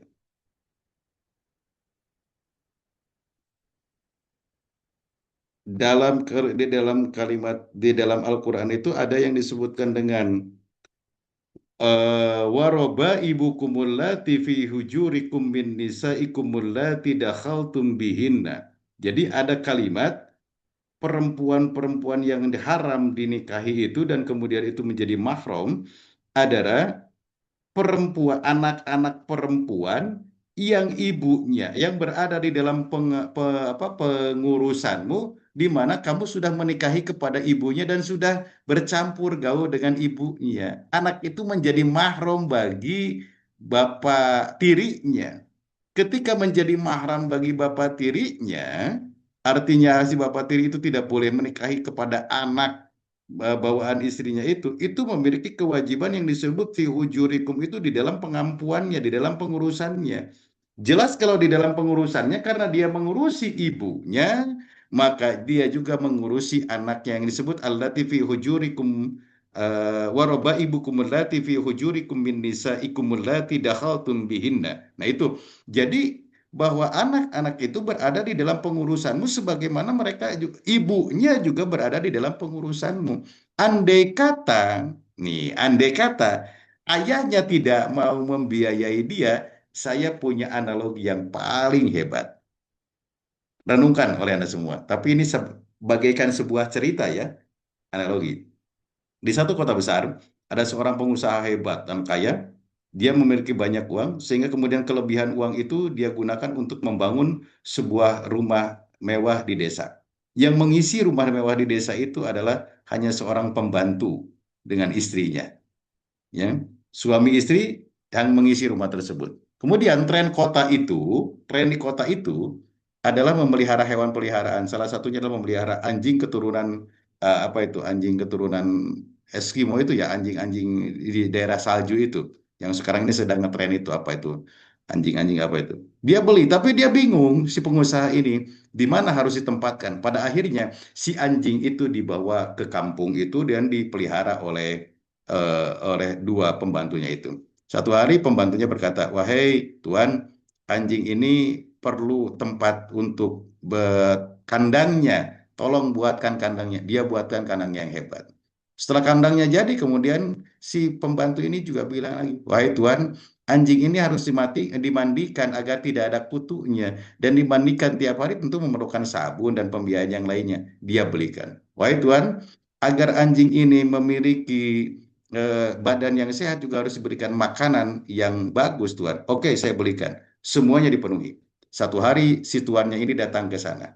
Karena anjing itu sudah tiap hari diurus sama pembantunya, dia tidak lagi diikat. Dia masuk ke kandangnya sendiri, dia balik lagi keluar. Yang punyanya datang. Begitu dibukakan pintu gerbangnya, tiba-tiba si anjing itu menyalak dan hampir menggigit tuannya. Datanglah pembantu tersebut hanya dengan kalimat begini, Teh Resti. "Shh, duduk kamu ya." Si anjing itu duduk. Marah-marahlah kemudian si tuannya ini marah-marah. "Ini anjing kamu bagaimana kan? Kok bisa sama kamu nurut sementara saya yang punyanya? Dia malah mau menggigit." "Tuan, anjing itu tidak pernah tahu siapa pemiliknya. Anjing itu hanya tahu siapa pengurusnya." "Tuan, anjing itu tidak pernah tahu siapa yang membeli makanannya. Yang anjing tahu itu siapa yang memberi makanannya. Tuan, anjing itu tidak pernah tahu siapa yang membiayai kandangnya. Yang dia tahu siapa yang mengandangkannya. Wahai Tuan, anjing itu tidak pernah tahu bahwa Tuanlah pemiliknya, tapi yang dia tahu sayalah pengasuhnya." Itu saya kira Teh Anggi Rahma ya bisa menjadi satu ilustrasi, saya kira sebagai jawaban dari pertanyaan yang tadi disampaikan. Kalau kita memelihara anak istri yang menjadi istri bawa anak dari istri bawaan kita, dari anak bawaan dari istri kita, maaf, tetap mereka akan memberikan tumpahan kasih sayangnya kepada kita. Jangankan dia sebagai manusia, anjing saja yang tadi saya ceritakan itu sudah seperti itu. Allahu a'lam bishawab. Insya Allah, sangat doa sekali ya Bapak. Doanya Teh Anggit, Insya Allah sudah terjawab ya Teh. Ya, Insya Allah. Kalau sudah, kita lanjut lagi ke pertanyaan yang ada di Slido. Oke, mungkin yang pertama, apa satu konflik tersembunyi pasca akad yang paling sering menimbulkan penyesalan? Sebagai antisipasi, bekal konkret apa sih yang perlu kami siapkan sejak sekarang sebelum bertemu jodoh? Oke. Jadi konflik yang tersembunyi itu adalah masalah mas kawin. Masalah mas kawin sesungguhnya. Jadi kadang kita ya, kita menganggap bahwa mas kawin itu adalah hak prerogatif laki-laki. Padahal bukan. Mas kawin itu adalah permintaan dari pihak perempuan. Dan diberikan oleh laki-laki sebagai bentuk pertanggungjawaban untuk melaksanakan akad nikah. Nah, yang terjadi justru yang tersembunyi ini begini, ini yang terjadi seperti ini. Karena pada satu sisi nanti akan terjadi yang disebutkan dengan sebuah harapan yang dicita-citakan kemudian tidak kesampaian, dan ini akan menjadikan konflik yang akan muncul tatkala kemudian pada pihak lain di keluarganya ada yang memberikan ataupun yang memanas-manasi. Ini yang paling sering muncul tentang mas kawin ini. Oke. Oke, baik, Insya Allah tentang mas kawin ya Bapak terbesar Ya, ya. itu. Oke, Ya. Insya Allah. Terima kasih Bapak atas jawabannya. Kita beralih lagi ke pertanyaan selanjutnya, itu contoh kemaksiatan sebelum menikah itu apa aja sih? Apakah ngobrol, bercanda dengan calon termasuk maksiat? Oh, enggak itu. Kalau itu upaya pengenalan karakteristik tidak seperti itu. Maksudnya yang tadi itu disampaikan juga di awal dalam prolognya itu cuma tidak disebut vulgar saja sama saya itu ya. Terjadi perzinahan sebelum perkawinan, itu aja. Itu kan banyak yang terjadi, malah yang terjadi kumpul kebo setelah sebelum terjadinya perkawinan. Itu yang akan menimbulkan permasalahan jauh lebih berat lagi. Oke, Insya Allah. Terima kasih Bapak atas jawabannya. Semoga terjawab Hmm. ya, Kang Genta. Oke, selanjutnya ada lagi nih pertanyaan. Bagaimana jika calon yang datang terindikasi cukup dekat dengan banyak rekan wanitanya? Walaupun Eh, itu dengan alasan urusan kerjasama, apakah eh, sebaiknya ditoleransi apa bagaimana? Itu, Pak. itu saya. Saya sampaikan saja itu saya. Ya kan, kalau saya pasti banyak banyak bersentuhan dengan kaum perempuan yang terutama yang akan menikah. Itu pasti. Ya saya harus akui. Dan juga yang berkonsultasi itu rata-rata adalah perempuan. Nah, bagaimana ini? Begini, tatkala kita menanamkan rasa kepercayaan terhadap masing-masing, ini saya ambil teorinya dari Imam Sya'roni ya dalam kitabnya Tanbihul Muqtarin. Jangan pernah kau bertanya seberapa besar cintanya kepadamu, tapi rasakanlah oleh dirimu seberapa besar cintamu kepadanya. Jikalau engkau amanah kepada dirinya, maka dia pun akan amanah kepada dirimu. Dan jikalau engkau khianat kepada dirinya, maka engkau pun akan khianat kepada dirimu. Itu teori dari Imam Syaroni. Jadi, dalam hal ini, berikan kepercayaan yang sangat hebat. Satu kata yang sering saya ungkapkan. Ketika akan berangkat nanti pasangan kita itu, ingat, Anda suami saya dan saya istri Anda. Cukup saling saja segitu aja. Kenapa? Karena ketika dia bergaul dengan yang lain, dia akan mengingat bahwa dia adalah sebagai seorang suami dan istrinya ada. Oke, Insya Allah. Kuncinya saling percaya ya, Pak ya. Iya, tanamkan harus. Jadi tadi kata Imam Sya'roni, ketika engkau mengkhianati dia, maka dia pun akan mengkhianatimu. Oke, Insya Allah Bapak. Terima kasih atas jawabannya. Kita beralih lagi Iya. ke pertanyaan selanjutnya yang ini. Bagaimana mengantisipasi karakteristik suami istri yang berbeda setelah menikah? Gitu, Pak. Ya ini yang tadi saya sampaikan ya. Jadi sesuatu yang akan terjadi, sesuatu yang akan muncul pada setelah pernikahan itu, sesungguhnya ada indikator kadang di di balik semua yang kita hadapi pada masa ta'aruf. Jadi di masa ta'aruf itu kadang penting kita untuk memunculkan menstimulan yang munculnya konflik. Penting itu. Karena nanti ketika konflik itu muncul akan keluar sifat yang aslinya. Dan kalau adem, yang nggak bakalan kita tahu sebetulnya sifat yang aslinya. Penting. Jadi kalau satu saat janji penting kita hianati. Kalau satu saat kita mau ngasih penting kita tidak beri, tidak kabulkan. Itu penting. Justru nanti satu saat Anda bakal lebih banyak lagi tidak menepati janji, tidak menepati waktu, tidak memberikan yang diharapkan. Justru penting itu untuk apa? Melatih diri kita nanti satu saat ketika permasalahan itu muncul, dan itu akan banyak muncul dengan lamanya jenjang waktu pernikahan itu, maka itu menjadi hal yang sudah bisa kita maklumi. Jadi penting kita kadang-kadang memicu permasalahan itu muncul saat kita ta'aruf. Justru bukan setelah nikah, tapi setelah nikah itu juga kita tahu bagaimana yang sebenarnya. Oke, Insya Allah. Aneh ya. Aneh kata Teretia. Ini teorinya aneh ya. Insya Allah. Oke, baik Bapak. Terima kasih. Kita lanjut lagi ya Pak Hmm. ke pertanyaan yang selanjutnya. Oke, ini bagaimana cara mendapatkan ridho Allah dalam hubungan LDR dengan teman dekat lawan jenis yang ingin serius tanpa kehilangan calon saya? Nah, maksudnya Ini yang LDR itu kan teman dekat, ini calonnya atau bukan ini? Ini gimana nih? Bukti ini nih. Mendapatkan ridha Allah agar dalam hubungan LDR dengan teman dekat lawan jenis yang ingin serius tanpa kehilangan calon saya. Jadi tetap punya dua pilihan nih antara teman dekat ini dan calonnya ini ya. Atau gimana nih?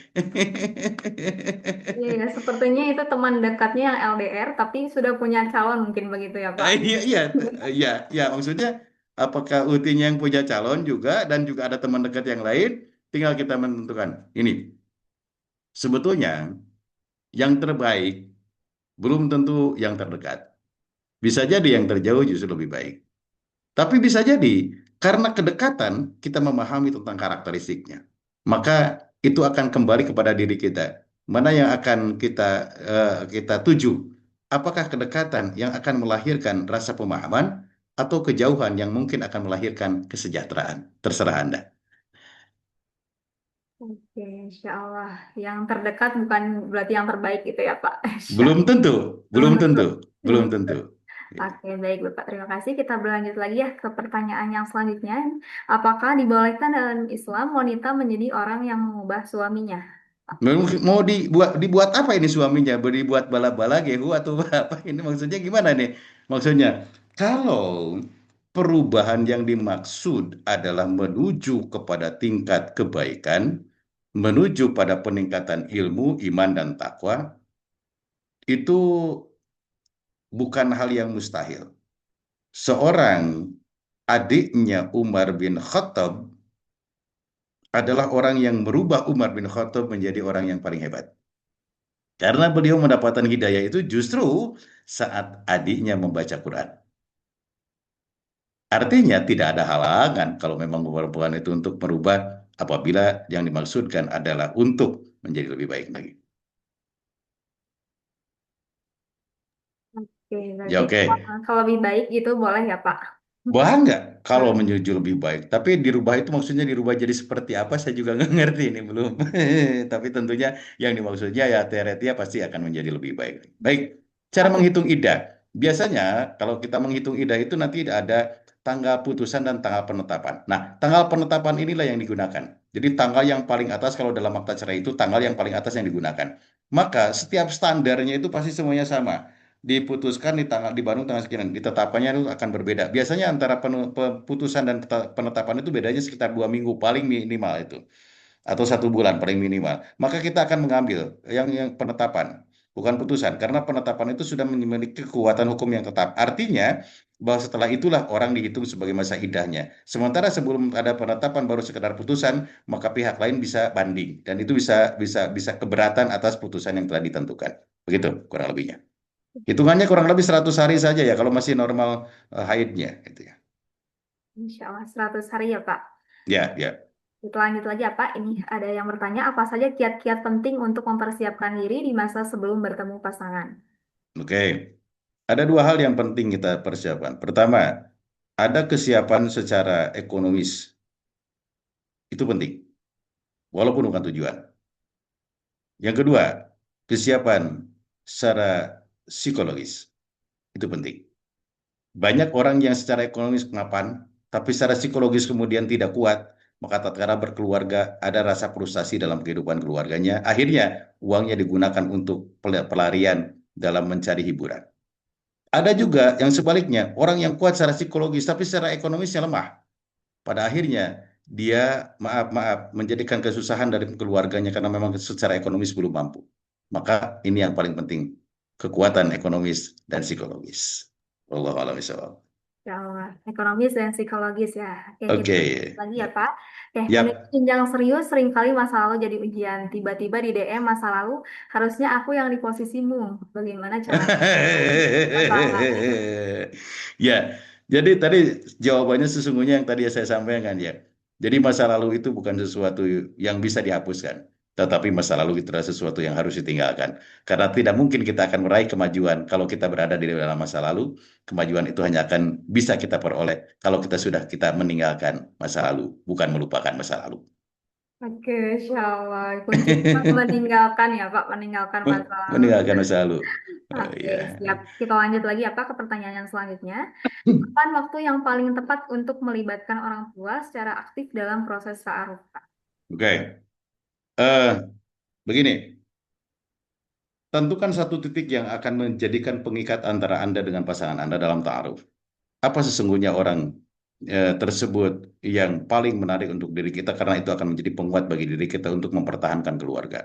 Termasuk juga dari pasangan ta'aruf kita juga harus memiliki satu titik yang sangat menguatkan untuk dirinya yang pada akhirnya akan menjadi penguat, mengokoh dalam nanti mempertahankan keluarga. Kalau itu sudah diperoleh, baru kemudian kita bisa libatkan orang tua. Tapi dua pendekatannya. Pertama, pendekatan orang tua itu adalah melalui orang yang berada di sekitarnya. Jangan orang tuanya langsung dulu disampaikan ya itu. Yang kedua baru kemudian kepada orang tua. Karena biasanya orang tua akan memiliki feeling yang berbeda. Tatkala ada informasi yang disampaikan kepada beliau, pasti mereka akan memiliki jawaban yang berbeda dengan apa yang kita harapkan. Makanya perlu kita menyampaikannya tidak langsung kepada beliau dulu. Sampai dengan kita memiliki penguat yang paling hebat untuk mengokohkan keluarga nanti. Oke. Insya Allah, jawabannya sangat-sangat keren, Pak. Insya Allah. Oke, kita lanjut lagi ya, Pak, ke pertanyaan Ya. selanjutnya. Oke, apakah ada masa durasi tertentu untuk ta'aruf gitu? Biasanya apakah sebulan, 2 bulan, atau berapa? Ya. Tergantung sampai dengan Anda kapan menemukan satu titik yang tadi seperti tadi saya katakan. Sehingga ada kalimat yang tadi dikatakan oleh Zamrud itu, ajarilah aku cara mencintamu. Biar kita berdua sejalan selamanya. Jadi kita punya kekuatan yang bisa mengikatkan antara kita dengan pasangan kita karena ada sesuatu yang sangat membanggakan untuk diri kita. Dan itulah yang akan menjadi pengokohan Anda nanti dalam kehidupan berkeluarga. Kalau itu saja sudah hilang, tentu tidak akan lagi yang mengokohkan. Contoh begini, Teh Retia, kenapa senang dengan warna hitam? Umpamanya, karena warna hitam itu jarang kotor atau tidak terlihat kotor. Itulah yang mengokohkan diri kita, mengapa kita setia menggunakan kerudung hitam, baju hitam, celana hitam. Andai kata itu tidak ada dalam diri kita, maka kita akan tinggalkan yang hitam itu. Itu pun sama dengan pasangan kita. Andai kata kita memiliki sesuatu yang bisa mengokohkan terhadap diri kita, saya pilih yang ini karena ini begini, untuk diri saya sangat sesuai, maka itulah yang nanti akan mengokohkan keluarga Anda. Allah alam bisawab. Insya Allah, berarti tergantung ya, Pak, jawabannya. Ya, Insya Allah. akan sangat berbeda. Seseorang dengan orang yang lain akan sangat berbeda. Karena begini, Teh, untuk mengikat diri seseorang, kenapa Anda senang dengan orang tersebut? Pertama, saya senang dengan orang itu karena dia sangat jujur. Saya senang dengan orang itu karena dia sangat ramah. Saya senang dengan orang itu karena nanti pola keramahan, kejujuran itu yang akan mengikat dan mengokohkan keluarganya ke depan. Gitu ya. Jadi yang mengikatkan dia, mengokohkan dia Oke, berkeluarga siap, itu Bapak. adalah Terima kasih. kejujurannya itu, keramahannya itu. Andai kata satu saat hilang keramahannya, menegurnya tidak yang lain-lain. Kang, dulu Akang itu ramah dengan saya, sekarang keramahan itu sudah tidak ada. Bisakah dikembalikan lagi? Kan itu saja, bahasanya sederhana, tapi itu sangat sangat sangat menyentuh seseorang. Berbeda dengan bahasa kasar kan? Cukup mengingatkan orang itu dengan bahasa yang seperti itu. Oke, baik, Bapak. Terima kasih ya, Pak, atas jawabannya. Insya Allah. Kita Ya, lanjut lagi ya, Pak, ke pertanyaan yang selanjutnya nih. baik. Laki-laki suka bercanda ke banyak perempuan dan terlalu Ya. berempati sama banyak perempuan, tidak ada batasan Hmm. kepada perempuan. Apakah sudah menikah, sifat itu masih ada? Ya, itu saya rasakan sendiri. Saya rasakan sendiri. Sampai hari ini, istri dan anak-anak saya pun tahu. Bagaimana saya banyak teman-teman itu justru lebih banyak kan kaum perempuan daripada kaum laki-laki. Sampai hari ini. Sampai hari ini terus. Dan eh, istri, anak saya pun sama. Sikap itu memang apa ya, tidak menjadikan gambaran bahwa orang itu kemudian akan menjadi salah dalam membina keluarga. Tidak. Ketika orang tadi sudah memiliki satu ketetapan dalam hatinya bahwa inilah yang akan menjadi pilihan itu karena ini, itulah yang mengokohkannya. Itu yang mengokohkannya. Saya itu banyak, Teh, sampai hari ini, Teh Rete. Terus terang, teman-teman saya itu yang paling banyak itu justru malah perempuan. Dan kadang-kadang saya ketika nelpon ke saya itu diangkat dulu sama istri saya. Angkat sama istri saya. Akhirnya akrab dengan istri saya. Dengan semuanya jadi pada akrab. Dan justru di sanalah sesungguhnya kita, saya secara pribadi, merasa dipantau oleh semua orang. Karena yang paling banyak, yang paling tajam matanya kan perempuan, bukan laki-laki sebetulnya. Dan merasa dipantau, kalaupun nanti saya ngobrol dengan itu, dengan ini, kemudian ada sesuatu yang menyimpang daripada kebiasaannya, mereka akan langsung yang berbicara kepada istri saya, bukan kepada saya lagi. Justru terkontrol malah hidup saya ini. Ngobrol dengan Anu, Bapak tadi ngobrol dengan si Anu ya, tahu dari mana, kelihatan. Nah, kalau saya salah, dia yang akan laporan ke istri saya, karena dekat akhirnya, istri dan anak saya. Allah alam bisawab. Oke, Bapak, jazakallah khairan Bapak atas jawabannya. Kita lanjut lagi ya Pak ke pertanyaan Ya. selanjutnya. Ya baik ini. Ustadz, bagaimana cara kita agar selalu yakin dengan pasangan dan tidak takut menuju pernikahan? Oh iya. Ya tadi sudah saya sampaikan ya. Tanamkan kepercayaan Anda kepada pasangan Anda. Jadi tadi bahasanya dalam kata Imam Sya'ron itu, jangan kau bertanya seberapa besar cintanya kepadamu, tapi rasakan oleh dirimu seberapa besar cintamu kepadanya. Jangan kau pernah mengkhianati dirinya, karena kalau kau mengkhianati dirinya, dirinya pun akan mengkhianati dirimu. Berikanlah kepercayaan itu sepenuhnya, maka dia pun akan percaya kepada dirimu sepenuhnya. Itu kata Imam Sya'roni ya, bukan kata saya. Seorang ulama sufi itu yang mengatakan.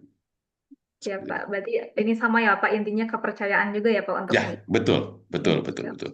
Oke, baik Bapak. Kita lanjut lagi ya Pak untuk ke pertanyaan Ya, selanjutnya. Apakah saat kita yakin kita bisa membangun pernikahan tanpa ada konflik itu disebut sombong, Ustadz? ya. Mustahil sebuah pernikahan tanpa konflik. Jangankan tingkatan kita, tingkatan Rasulullah SAW pun pernah mengalami hal itu. Tingkatan Umar bin Khattab pun pernah mengalami hal itu. Yang terpenting bukan tidak ada konflik, tapi yang terpenting adalah bagaimana menyelesaikan konflik. Karena konflik pasti akan terjadi. Jadi bagaimana kita berdewasa dalam menghadapi konflik, itu yang paling utama. Bukan bagaimana kemudian konflik kita hindari, karena mustahil kita bisa menghindarinya. Kalau Ya kan? bukan dihindari, tapi bagaimana cara kita menyikapinya, Menyelesaikan konflik itu. menyelesaikannya. Betul. Oke, Oke. Masya Allah. Oke, baik. Selanjutnya ya Pak, Ya, apa tanda bahwa dia jodoh kita? kita nikah di KUA itu tandanya jodoh Anda. Ya, sebetulnya ketika ada sebuah keridoan, kerelaan itu akan terpancar ya dari wajah, dari masing-masing, dari pihak laki-laki ataupun perempuan itu akan sangat terlihat tatkala ada pertemuan. Kalau penuh keraguan itu akan juga terlihat daripada wajahnya. Jadi karena wajah itu bisa menggambarkan tentang isi hatinya. Keraguan, kerinduan, kebahagiaan, dan bahkan juga di sana ada sakwa sangka, itu akan sangat tergambar tatkala Anda bertemu. Itu akan sangat terlihat. Tapi kalau orang yang sudah terbiasa terlatih, kalau yang belum terlatih, lihat cara dia bicara. Itu aja. Apa maksudnya? Kalau berbicara penuh dengan kebohongan, maka pasti satu saat dia akan keluarkan kalimat yang salah. Oke, Insya Allah. Berarti harus dipenuhi kejujuran begitu ya Pak. Betul, betul, betul, betul, betul. Ya, Ustaz. Terima kasih jawabannya Bapak. Kita Ya, beralih lagi ke pertanyaan selanjutnya. Ustadz, baik. apakah ada doa atau amalan sebelum kita menikah? Ya, Doa atau amalan? iya. Sebetulnya doanya itu tidak lebih daripada apa yang disampaikan oleh Nabi SAW. Rabbana hab lana min azwajina wa dhurriyyatina qurrata a'yun waj'alna lil muttaqina imama. Itu doanya sebetulnya. Jadi dawamnya doa itulah sesungguhnya yang menjadi kunci nanti kita akan diberikan kalimat min azwajina wa dhurriyyatina. Jadi diberikan pasangan dan keturunan yang qurrata a'yun. Itu aja didawamkan, itu aja. Tidak lebih daripada itu. Insya Allah. Itu ya yang sering kita dawamkan ya Pak itu. Iya, yang sering kita dawamkan. Dawamkan Sesungguhnya itu terus yang sering sebelum kita kita dawamkan. menikah. Oke. Ya baik, kita lanjut lagi ya Pak ke pertanyaan Ya, selanjutnya. Nih, baik. bagaimana meyakinkan diri bahwa jodoh pasti ada waktunya? Ada pada waktunya, meskipun usia sudah melewati target dan ikhtiar belajar pernikahan sudah dilakukan. Gitu. Ya. Jadi jodoh akan ada waktunya karena sesungguhnya kita setiap orang sudah digariskan untuk hal itu. Hanya kapan kita dipertemukan dengan jodoh kita, itu akan menjadi pertanyaan diri kita. Jadi jodoh itu sudah dipastikan, tapi pertanyaannya kapan kita dipertemukan dengan jodoh kita? Itu kan akan menjadi pertanyaan untuk diri kita, bukan untuk orang lain. Maka dalam hal ini, yang harus menjadi sebuah keyakinan bagi diri kita adalah bahwa Allah telah menentukan itu, pertemukanlah aku dengan jodohku. Itu aja. Pertemukanlah aku dengan jodohku. Insya Allah. Ikhtiar sudah, tinggal banyakin berdoa ya Pak ya. Ya, intinya itu ya. Pertemukanlah aku ya Allah dengan jodohku sebagaimana engkau telah menentukan semuanya itu di lauhil mahfudmu. Segitu aja. Nggak usah terlalu banyak, nggak usah terlalu panjang doanya. Ya Allah, pertemukanlah aku dengan jodohku sebagaimana engkau telah tentukan di lauhil mahfudmu. Oke, insya Allah. Terima kasih Bapak. Kita lanjut lagi ya Mhm. Pak ke pertanyaan selanjutnya. Ini ada Ya, lanjutan nih, ada fallback pertanyaan dari pertanyaan sebelumnya. Kalau laki-laki banyak bergaul dengan wanita, tapi tidak ada kaitannya dengan hal penting seperti pekerjaan. Jadi masuk khawat atau gimana? Sikap kita harus gimana Ustadz? Gitu. ya. Begini, ada beberapa hal yang bisa mendekatkan seseorang dengan orang lain. Pertama, satu alma mater sekolah. Yang kedua, pekerjaan yang memiliki kemiripan atau kesamaan. Yang ketiga, lingkungan yang mendorong, yang menyebabkan atau yang berada di mana orang tersebut berada. Yang keempat, hobi yang menyebabkan orang itu terikat. Dan yang kelima, temanku punya kawan. Artinya, dia sebetulnya bukan teman dekat dengan kita, tapi dengan kawan kita. Yang kemudian karena satu kepentingan menjadi dekat dengan diri kita. Jadi, eh, apakah ini perlu kita sikapi? Mesti kita sikapi, tapi perlu bijaksana dalam menyikapi. Karena biasanya solusi datang dari sesuatu yang tidak pernah kita duga.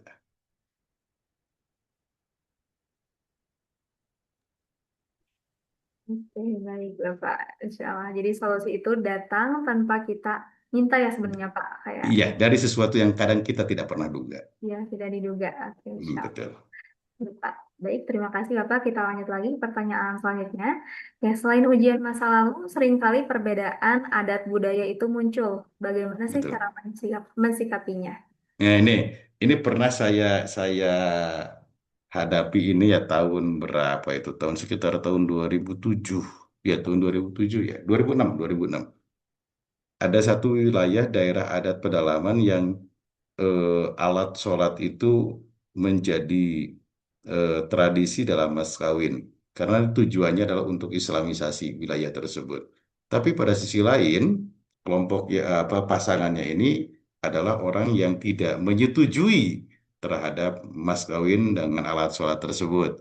Pada akhirnya kita ambil jalur tengah, bahwa ini bentuk islamisasi daripada sebuah adat dan budaya, dan di sini diberikan sebagai hadiah, bukan sebagai mas kawin. Akhirnya bisa terjembatani. Sebetulnya adat budaya ada yang muncul daripada dari satu budaya ataupun satu adat, sebetulnya ada titik inti yang bisa menjadi benang merah yang menyambungkan antara satu tradisi dengan tradisi yang lain. Ini contoh kasus saja ya. Untuk peringatan 10 Muharram ini kan orang ada yang mengadakan gerbek suro, ada yang mengadakan juga memandikan jimat-jimatan yang lain-lain, kemudian ada pengajian dan sebagainya. Intinya dari budaya itu adalah adanya pengagungan terhadap tanggal 10 Muharram. Intinya kan ke sana. Nah, nanti bagaimana kita menyikapi tentang hal tersebut, itu justru yang akan menjadi solusinya.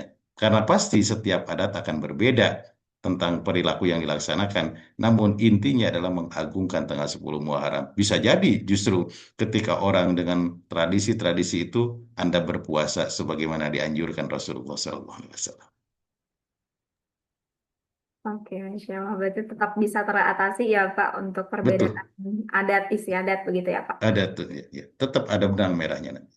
Oke, insya Allah. Oke, baik. Bapak terima kasih atas jawabannya. marilah kita beralih lagi ke pertanyaan selanjutnya. Sebenarnya dalam Islam itu tujuan seseorang harus pada menikahnya untuk ibadah sehingga tidak mengusahakan seseorang atau boleh mengusahakan seseorang. Maksudnya gimana ini?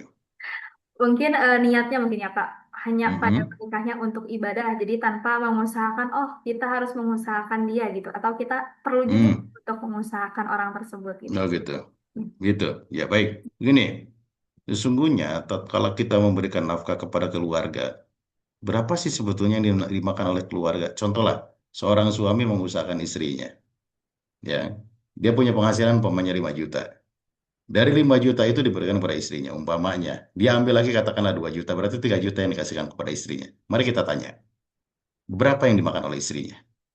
Pertama, dia sediakan dulu makan dan minum untuk suaminya. Kemudian dia sediakan juga pakaian yang bersihnya. Yang ketiga, dia sediakan juga tempat tinggal yang bersihnya. Yang keempat, dia sediakan juga tempat mandi yang bersihnya. Lalu berapa yang harus dibayar semuanya itu untuk diri Anda? Bukan untuk suami Anda, bukan untuk istri Anda. Sesungguhnya apa yang Anda berikan kepada istri Anda tidak ada 1 rupiah pun. Kenapa? Karena Anda sehat itu karena istri Anda yang hebat. Anda rapi itu karena istri Anda yang hebat. Anda maju itu karena istri Anda yang hebat. Dan Anda dihormati orang itu karena istri Anda yang hebat. Jadi sebetulnya tidak ada yang diberikan oleh Anda kepada istri Anda. Karena sesungguhnya apa yang diberikan oleh Anda kepada istri Anda, semuanya telah kembali kepada diri Anda melalui apa usaha yang dilakukan oleh istrinya. Oke, Insya Allah Pak. Mungkin ini sedikit meluruskan lagi mungkin ya Pak, untuk yang ini, untuk sebelum menikah mungkin tujuan untuk menikah itu mungkin Ya, harus menikah tanpa mungkin belum cinta nih, tapi nanti akan tumbuh atau nanti mungkin sudah ada calon ingin diusahakan gitu Bapak, ya. atau bagaimana? Begini. Kita itu ada yang disebut dengan masyiatullah, ada yang disebut dengan masyiatul ibad. Ada ketentuan Allah dan ada upaya manusia. Dua-duanya harus beriringan. Karena tidak mungkin kita bisa kenyang kalau hanya melihat nasi. Oke Tidak baik, mungkin, ya. dua-duanya ya Pak. Tetap masyiatullah, ketentuan Allah. Makanya tadi, ya Allah pertemukanlah aku dengan jodohku sebagaimana telah engkau tetapkan di lauhil mahfudmu dan kita tetap berupaya mencari. Itu Masya yang Allah. dua-duanya harus tetap. Harus diimbangi ya Pak ya dengan upaya. Berimbang, harus berimbang. Oke, Masya Allah. Kita lanjut lagi ya Pak ke pertanyaan Yap. selanjutnya nih masih ada Masya Hmm. Allah. Sebenarnya semua biaya pernikahan itu ditanggung oleh siapa ya? Baik keperluan wanita maupun laki-laki. Yap. Sebetulnya semua biaya pernikahan itu ditanggung oleh siapa? Oleh laki-laki. Nah, ini nih, ini Pak Ketua Bidang Dakwah nih. Nih, kenapa bahasa dalam hadis itu disebutkan innakum akhadtumuhunna bi amanatillah wastahlaltum furujahunna bi kalimatillah. Sesungguhnya engkau mengambil anak-anak perempuan itu daripada bapak-bapaknya untuk kamu nikahi. Jadi mengambil anak perempuan. Maka segala sesuatu yang dilaksanakan untuk biaya apa pernikahan itu sesungguhnya dikeluarkan dari pihak laki-laki karena dia mengambil dari pihak bapak daripada wali nikah itu. Diambil itu pada hakikat. Seharusnya itu yang terjadi. Tapi kenyataannya di kita malah maaf-maaf pihak perempuan jauh lebih besar pembiayaannya daripada pihak laki-laki. Begitu ya kan ya. Sebetulnya berarti laki-laki ya Pak? Ya iyalah. Oke, Insya Allah. Siap ya, Insya Allah. Kita lanjut lagi ya ke pertanyaan yang selanjutnya. Apa sih Ya, ciri-ciri seseorang untuk siap menikah, baik laki-laki maupun perempuan? ya. Jadi tadi saya sudah katakan ya dari awal bahwa pernikahan itu bukan begini, tapi pernikahan itu begini. Jadi siap menghadapi tantangan, dialah orang yang siap menikah. Kalau singanya siapnya bagus terus, nggak bakalan siap nikah. Kalau sudah merasa dirinya buruk terus, tidak siap nih. Kalau pengennya nunjuk terus, dia belum siap nikah. Kalau keinginannya bagus terus, itu belum siap nikah. Kalau sikapnya kekanak-kanakan terus, dia belum siap nikah. Kalau siap nikah itu adalah siap yang menghadapi tantangan. Insya Allah. Parameternya berarti siap menghadapi tantangan ya, Pak ya? Iya iyalah, itu satu ini karena ini di tengah-tengah loh, perubahan pada semuanya itu terjadi di sini. Oke, Kita siap. berubah menjadi orang tua dari masa remaja gitu. Ya, baik, terima kasih Bapak atas jawabannya. Kita beralih lagi nih, Ya. Insya Allah sangat antusias ya, banyak nih pertanyaannya. Oke, bagaimana Oh perjanjian siap. pemisahan harta yang didapatkan sebelum menikah, hukumnya apa Ustadz? Khawatir jika terjadi sesuatu hal Hmm. tersebut mengambil yang bukan haknya, jadi merugikan salah satu pasangan. Ada perjanjian Ya. pemisahan harta, Ustadz. Baik. Ya, disebut dengan perjanjian perkawinan sekarang itu. Jadi perjanjian ini bisa dilaksanakan sebelum ataupun sesudah. Sesungguhnya setiap perkara yang dihasilkan oleh seseorang sebelum pernikahan itu bisa dilihat. Dalam hukum kewarisan pun ada yang disebut dengan harta bawaan. Tidak perlu takut. Sebetulnya, kalaupun tidak dibuatkan perjanjian perkawinan itu tidak perlu takut. Kenapa? Ketika Anda mengambil seseorang itu dengan kepercayaannya, termasuk juga mengambil seseorang dengan kepercayaannya artinya segala yang dibawanya. Kenapa? Kalau memang kita punya tujuan yang baik, saya yakin hal itu tidak perlu disantumkan. Tapi kalau kemudian Anda ada ketakutan dalam diri kita untuk kemudian terjadi sesuatu yang bisa merugikan para pihak, itu bisa dibuatkan. Kalimat saya, itu bisa dibuatkan, bukan wajib dibuatkan. Oke, Masya Allah, sudah sangat jelas sekali ya, Insya Allah Bapak Ya, jawabannya. Oke, baik. Dan ini ada yang mohon doanya juga Ustadz, semoga dilancarkan niat dan hajatnya. Gitu ya. amin, amin ya Allah ya Amin. Ya Rabbal Allah. Alamin. Oke, baik. Karena Mudah-mudahan lah semuanya yang malam hari ini kita belajar bersama ya. Saya tidak mengatakan saya mengajar, tapi saya belajar bersama dari Anda semua. Karena permasalahan-permasalahan yang dimunculkan saat ini justru menjadi referensi bagi saya, Teh. Terus terang, Teh Retia, Kang Febi, ini menjadi referensi lagi yang baru lagi buat saya. Nanti satu saat saya bertemu dengan permasalahan-permasalahan yang lain, ada Teh Lucy di sini, Teh Nadia di sini, dan yang lain-lainnya. Ini justru akan menjadi pengayaan bagi saya tatkala saya memberikan jawaban. Karena kita matang bukan karena diam, karena kita matang karena kita bisa menyelesaikan permasalahan dan berhadapan dengan permasalahan. Itu saya kira ya. Insya Allah mudah-mudahan nanti kita lanjut di diskusi yang lainnya dengan tema yang lebih menarik lagi, ataupun nanti dengan tema-tema yang lain yang penting untuk kita pahamkan, untuk kita pahami dan kita tentu renungkan bersama, karena nikah bukan hanya pada tataran akad, tapi nikah bagaimana kita menjalani perjalanan yang cukup panjang. Oke, Insya Allah Bapak. Alhamdulillah ya, banyak sekali tadi insight yang sudah disampaikan oleh Bapak dan sangat banyak juga tadi pertanyaan yang sudah dijawab oleh Bapak. Luar biasa, Masya luar Allah, luar biasa biasa. ini. Bapak Kang Pepi antusias. luar biasa, Teretnya luar biasa ini. Luar Berarti biasa apa? sangat responsif ya rekan-rekan Iya, kakak Masya teteh Allah, Pak. semuanya yang hadir malam hari ini. Luar biasa. Kalau saya justru saya merasa ya merasa bangga dengan banyaknya pertanyaan ini. Artinya apa yang disampaikan disimak dan apa yang disampaikan kemudian apa ya diukur dengan dirinya untuk kemudian ini kira-kira yang atau ini hal yang saat ini sedang dihadapi. Untuk pertanyaan yang belum terjawab, mohon maaf ya, nanti mungkin bisa bertemu di lain waktu ya Pak. Untuk Insya Allah, nantinya. insya Allah, Iya, insya Insya Allah, insya Allah Allah, ya Pak. insya Allah, Oke, insya baik. Allah. Oke, baik, sebelum kita tutup sesi ini, kami mohon untuk kesediaan Ustadz untuk menyampaikan closing statement-nya Ustadz sebagai Oke. pengingat dan bekal mungkin ya untuk kita semua. Iya, iya.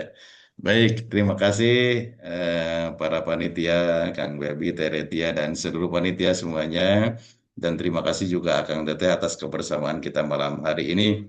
Saya kira ini sesungguhnya sesuatu yang sangat luar biasa. Sekali lagi, yang paling utama penting kita camkan bahwa pernikahan itu bukan berbicara tentang bagaimana kita harus menjadi bagus. Bagaimana kemudian kita menjadi seorang orang tua. Bagaimana kemudian kita menjadi indah terus. Bagaimana kemudian kita menempatkan diri sebagai seorang anak. Tapi bagaimana sesungguhnya kesanggupan kita untuk menghadapi tantangan. Maka kesuksesan berumah tangga sesungguhnya adalah kesuksesan kita mengatasi tantangan ini. Kalaulah kemudian ada tantangan dari awal dan itu menjadi indikator bagi kita untuk timbulnya permasalahan yang lebih jauh lagi ke depannya, maka kita hentikan. Dan kalaulah ada permasalahan dari awal itu, tapi kita tahu jawabannya, maka bisa kita lanjutkan. Yakinkan dalam diri Anda bahwa pilihan Anda adalah orang yang terbaik untuk diri Anda, dan yakinkan menurut diri Anda bahwa ada sesuatu yang bisa mengikatkan diri Anda dengan pasangan Anda yang akan mengokohkan dan mengukuhkan keluarga Anda. Terima kasih. Assalamualaikum warahmatullahi wabarakatuh. Waalaikumsalam warahmatullahi wabarakatuh. Masya Allah, closing statementnya sangat-sangat mengingatkan kita ya Bapak. Insya Allah. Iya, insya Allah. Baik, jazakallah khairan ya Bapak atas yang telah Sama-sama. disampaikan. Ya, semoga Sama-sama. bermanfaat dan terima kasih banyak Amin. Bapak telah bersedia ya Pak tadi. Amin. Insya Allah. Insya Allah. Saya Beliau bergantung jadi Pak awal Kang dari Pebi saja. Tukang Pebi nyuruh lagi. Siap, siap. Insya Allah. Oke, baik. Baik, Alhamdulillah akhirnya kita sampai di penghujung bincang pranikah malam ini. Ya, sebelum ditutup, ada informasi dulu nih untuk Akang Teteh yang ingin mendapatkan bahan materi, rekaman, notulensi, dan dokumentasi. Mungkin bisa di-follow dulu nih channel WhatsApp Wakaf Salman. Kan tadi sudah ada yang bertanya juga ya untuk recordnya apakah ada atau tidak. Ada ya nanti, tapi harus follow dulu channel WhatsApp dari Wakaf Salman. Mungkin boleh untuk Akang Teteh bisa dibantu untuk dikirimkan linknya. Oke. Jadi jangan lupa untuk di-follow dulu karena semuanya akan dikirim di situ gitu ya. Dari bahan materi, rekaman, notulensi, dokumentasi itu semuanya sudah terangkum di channel WhatsApp Wakaf Salman gitu ya. Oke. Ya, baik, kami juga mohon kesediaan untuk teman-teman mengisi feedback ya yang sudah ada di kolom chat Zoom agar kami bisa terus membuat kajian yang bermanfaat untuk teman-teman semua karena satu feedback sangat berarti bagi kami. Oke, baik, diisi dulu feedbacknya ya.